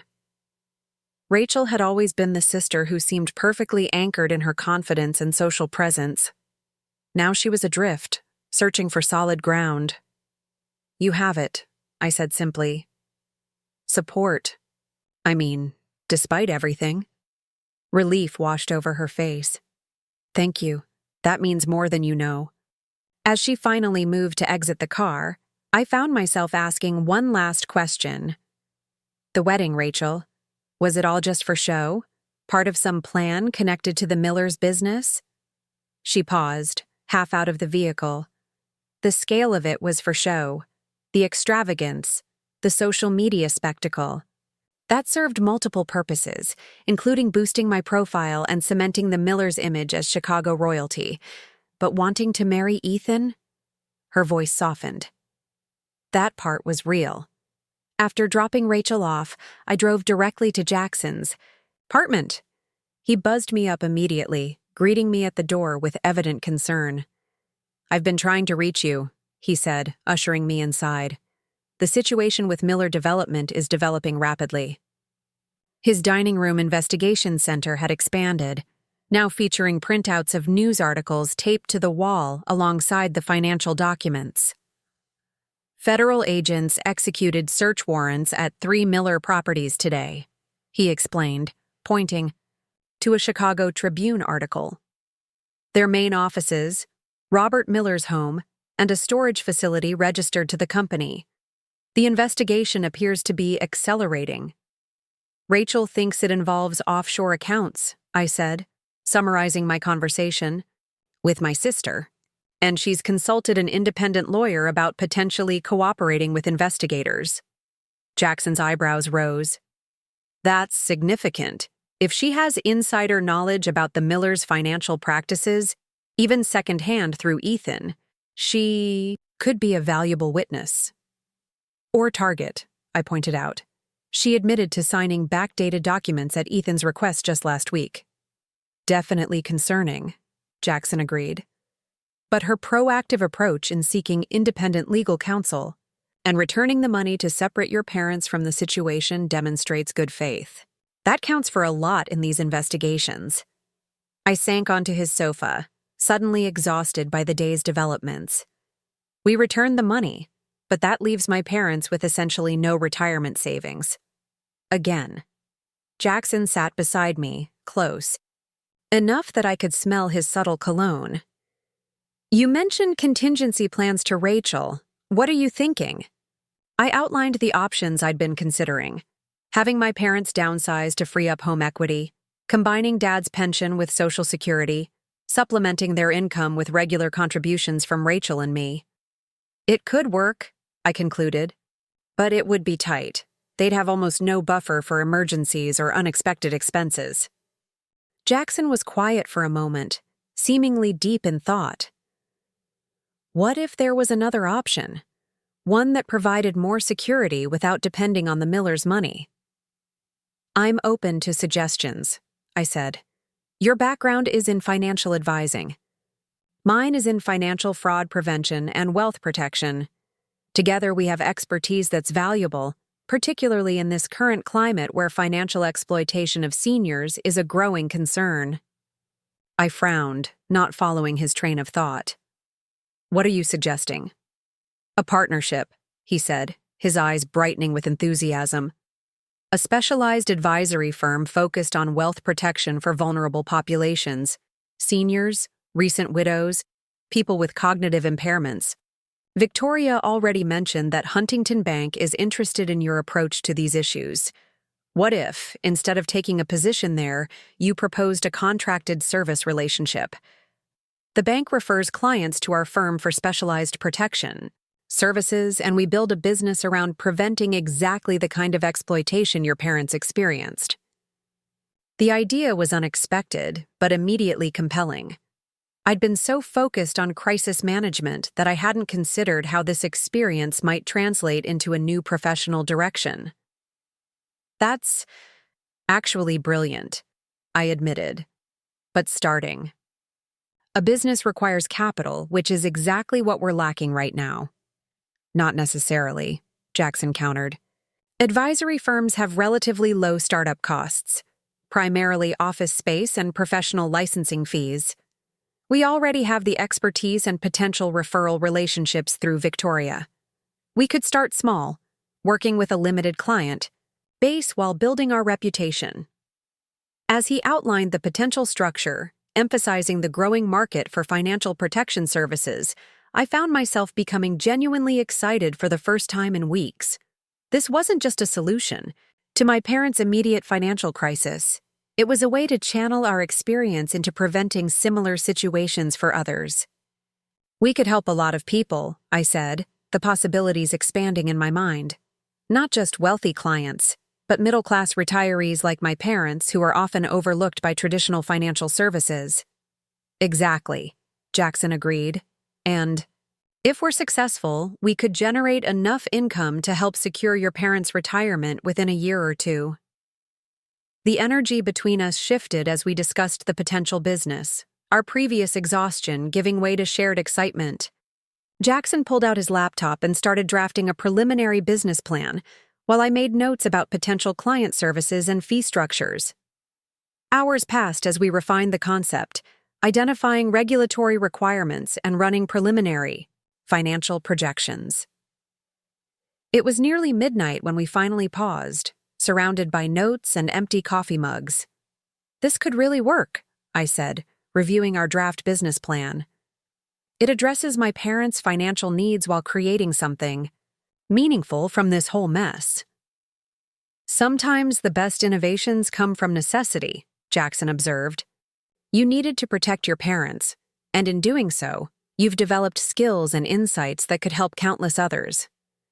In the quiet of his apartment, with the city lights twinkling beyond the windows, I felt something I hadn't experienced since discovering my parents' empty accounts: hope. Not just for resolving the immediate crisis, but for creating something positive from the experience. Jackson seemed to sense my shift in mood. We should celebrate this breakthrough, he suggested. Even small victories deserve recognition. He disappeared into the kitchen, returning with 2 glasses and a bottle of wine. It's nothing fancy, he apologized, but it seems appropriate for launching a new venture, even if it's just conceptual, at this point. We toasted to our embryonic business plan, the simple gesture feeling significant despite the circumstances. As we sipped the wine, I found myself studying Jackson with new appreciation. His intelligence and ethical approach had been evident from our first professional interactions, but these past weeks had revealed deeper qualities: loyalty, resourcefulness, vision. "Thank you," I said, meaning far more than just the wine. "For everything. I couldn't have navigated any of this without you." Something shifted in his expression. A softening, a moment of vulnerability. "You would have figured it out," he said quietly. "You're remarkably capable, Emma. I just provided some technical expertise along the way." "It was more than that," I insisted. "You believed in me when I was doubting myself. You saw possibilities when I was focused on problems." The space between us seemed to contract, the late hour and shared mission creating an intimacy neither of us had acknowledged before. For a moment, I thought he might lean forward, closing the distance between us. Instead, he set down his glass carefully. "It's late," he said, his voice slightly rough. "We should probably continue this tomorrow when we're fresh." The moment passed, but something had changed between us. A recognition of possibilities beyond our professional collaboration. As I gathered my things to leave, I felt a curious mixture of disappointment and anticipation.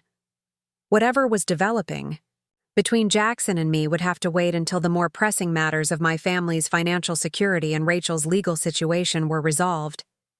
But for the first time, I could envision a future beyond the crisis. One that might include not just professional fulfillment through our new venture, but personal happiness as well. As I drove home through the quiet streets of Lakeside, my phone chimed with a text from Rachel. "Meeting with lawyer tomorrow. He thinks I have options. Thank you for standing by me despite everything." The simple message confirmed what I had begun to suspect. Amid the financial chaos and legal complications, something valuable was emerging. A more honest relationship with my sister, based not on competition or appearance but on mutual support during genuinely difficult times. The money was gone, returned to Ethan's account where it might soon be frozen by federal investigators. My parents faced an uncertain financial future. Rachel's marriage and career hung in the balance, but somehow, improbably, we were finding our way through the mess together, making plans, taking responsibility, supporting each other with a genuineness that had been missing from our family dynamics for years. It wasn't the resolution I had initially sought when discovering my parents' depleted accounts, but it might ultimately prove more meaningful. Not just the recovery of funds, but the reconstruction of relationships and the creation of new possibilities from the wreckage of old patterns. Tomorrow would bring new challenges, meetings with lawyers, discussions with my parents about downsizing options, further development of the business plan with Jackson. But for the first time in weeks, I felt equipped to face these challenges. Not alone, but supported by the unexpected allies this crisis had revealed. 3 months passed in a whirlwind of activity. The federal investigation into Miller Development expanded dramatically, with Robert Miller and 2 company executives indicted on charges of money laundering, tax evasion, and wire fraud. Ethan, while not indicted, resigned from the company and became a cooperating witness, a development that shocked Chicago's business community. Rachel's cooperation with investigators proved crucial. After providing documents and testimony about the backdated paperwork and financial irregularities she had witnessed, she received immunity from prosecution. Her marriage, however, couldn't survive the strain. Divorce proceedings began quietly, with both parties seeking privacy after months of public scrutiny. As for my parents, they faced their new financial reality with remarkable grace. The 4-bedroom home where Rachel and I had grown up went on the market, selling quickly to a young family. Mom cried as she packed up 30 years of memories, but found renewed purpose in helping my father downsize to a modest 2-bedroom condo near the lake. "It's smaller, but the view is better," she observed on moving day, watching sailboats drift across the water from their new balcony. "Sometimes less really is more." The proceeds from the house sale, combined with Dad's pension, provided enough security for their basic needs. It wasn't the comfortable retirement they had planned, but it was sustainable, especially with the monthly contributions Rachel and I had both committed to providing. True to her word, Rachel had abandoned her influencer persona and found a position at a small design firm specializing in commercial interiors. The salary was a fraction of what she had once earned from sponsorships, but it offered something her previous career hadn't: stability and authenticity. She moved from the luxury downtown condo to a 1-bedroom apartment in a less fashionable neighborhood, documenting her downsizing journey in a final social media post before stepping away from public life. The most significant development, however, came from the business plan Jackson and I had conceived during the crisis. What began as a late-night concept had evolved into Davis Chen Financial Protection Services, a specialized advisory firm focused on preventing financial exploitation of vulnerable populations. Victoria's introduction to Huntington Bank had proved invaluable, resulting in a formal referral partnership that provided our first clients. Word spread quickly in banking circles about our niche expertise, and by our 3rd month of operation, we had engaged with 27 clients, mostly seniors with substantial assets but limited financial literacy. Our office, a modest space in a historic building near Lakeside's business district, hummed with activity as we expanded to include a paralegal specializing in elder law and a former fraud investigator who helped track suspicious financial patterns. "We've received another referral from Northwestern Memorial's Geriatric Social Work Department," Jackson announced, entering my office with a fresh coffee in each hand. "A widower whose adult children are concerned about a financial advisor who's been pushing inappropriate investments." I accepted the coffee gratefully. "Our 4th hospital referral this month. The outreach to medical professionals is paying off, as is your presentation to the Lakeside Rotary Club. 3 of our newest clients mentioned your talk about financial vulnerability following major life transitions." The business was growing faster than we had projected, validating our belief that traditional financial services were failing to address the specific needs of at-risk populations. More importantly, the work felt meaningful, a direct response to the exploitation my own parents had experienced. Jackson settled into the chair across from my desk, loosening his tie slightly. "Have you reviewed the quarterly projections?" I nodded, pulling up the spreadsheet on my monitor.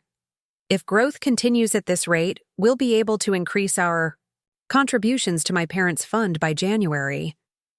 And hire that marketing specialist we've been discussing," he added, "though I still think Rachel would be perfect for the role. Her design background combined with her personal experience with financial complications makes her uniquely qualified to communicate our services." The suggestion didn't surprise me.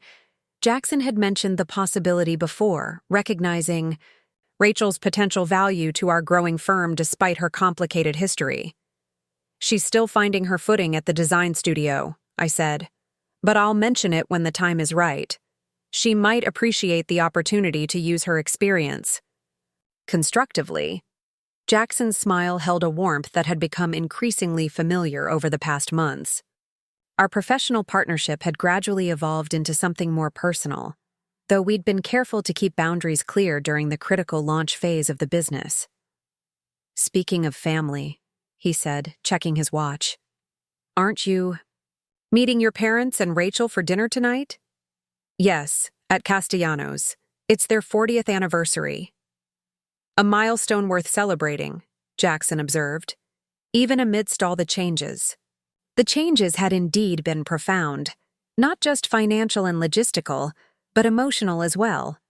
The family dynamics had shifted in ways I never could have anticipated when I first discovered my parents' depleted accounts. The crisis had stripped away pretenses, forcing honesty where there had once been competition and surface-level pleasantries. That evening, as I entered Castellanos, a modest Italian restaurant my parents had frequented throughout their marriage, I was struck by the scene before me. Dad helped Mom with her chair, his hand lingering affectionately on her shoulder.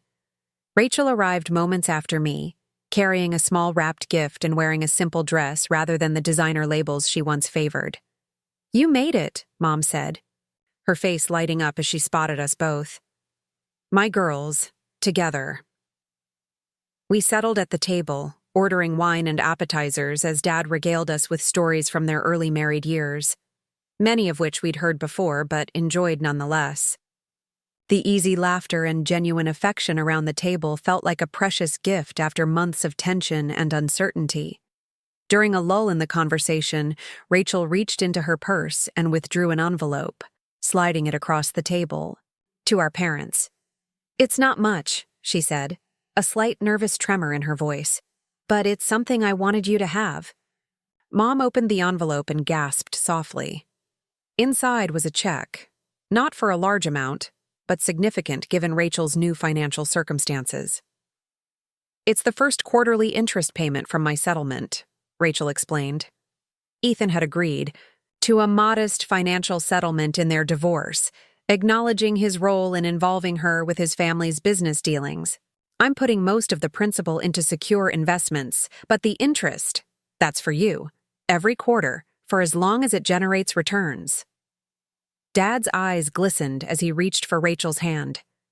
"You don't need to do this, honey." "I do," she insisted. "It's not about obligation. It's about showing you, with actions not just words, that I understand what matters now." The moment was charged with emotion, not just Rachel's gesture, but the journey it represented. From taking their retirement, savings to establishing a sustainable way to contribute to their security, she had come full circle. I realized it was time to share my own news. "I have something to contribute as well," I said, reaching for my own bag. "Jackson and I have been reviewing the performance of Davis Chen Financial Protection Services, and we've created this." I handed my father a folder containing documentation for a trust we had established, a financial structure designed specifically to provide long-term security for my parents, with contributions from both Rachel and me. "It's a protection mechanism," I explained as Dad reviewed the papers. "The trust will receive our monthly contributions, manage the investments, and provide you with regular income that's shielded from potential future complications. No one can empty these accounts without multiple authorizations and documented, legitimate purpose." Mom looked between Rachel and me, tears welling in her eyes. "After everything that happened, you two are still taking care of us. And even more remarkably, you're working together to do it." "We learned from the best," Rachel said softly. "You and Dad always put family first. It just took me longer to understand what that really means." As we raised our glasses to toast 4 decades of my parents' marriage, I reflected on the unexpected journey of the past months. What had begun with a devastating discovery, my sister emptying our parents' accounts for her wedding, had ultimately led to a more authentic family connection than we'd had in years. The path hadn't been easy. There had been public humiliation, legal complications, financial sacrifices, and painful revelations. Yet somehow, through it all, we had emerged stronger, not despite the challenges, but because of how we had faced them together. Later that evening, as I walked Rachel to her car, she paused under the restaurant's awning. "Do you think we would have found our way to this kind of relationship if everything hadn't imploded?" she asked. I considered the question honestly. Probably not. We were too set in our patterns. You as the golden child, me as the responsible one. We needed something to break those roles open. She nodded, pulling her light jacket closer against the evening breeze. "I'm almost grateful in a strange way. Not for what happened to Mom and Dad, of course, but for the wake-up call. I was living a life built entirely on appearances." And now? A small, genuine smile crossed her face. Now I'm just living. No filters, no audience, no performance. It's terrifying and liberating all at once. We embraced before she drove away, the gesture natural in a way it hadn't been since childhood. As I watched her taillights disappear around the corner, my phone buzzed with a text from Jackson. "How was the anniversary dinner?" "Perfect," I replied simply. "Family is complicated, but worth fighting for." His response came quickly.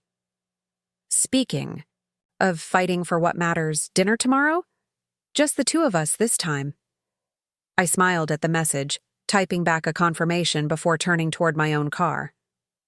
The future still held challenges. My parents' ongoing financial management, Rachel's continuing legal entanglements with the Miller family, the growth of our new business. But for the first time in months, these challenges felt manageable. The bank president had indeed called me ma'am at my sister's wedding, a moment of recognition that had set in motion events none of us could have predicted. But the true recognition, the deeper acknowledgement, had come later, in the trust. We were rebuilding as a family, in the purposeful work Jackson and I had created together, and in the knowledge that sometimes, from the most painful betrayals can come the most meaningful transformations. Up next, you've got two more standout stories right on your screen. If this one hit the mark, you won't want to pass these up. Just click and check them out.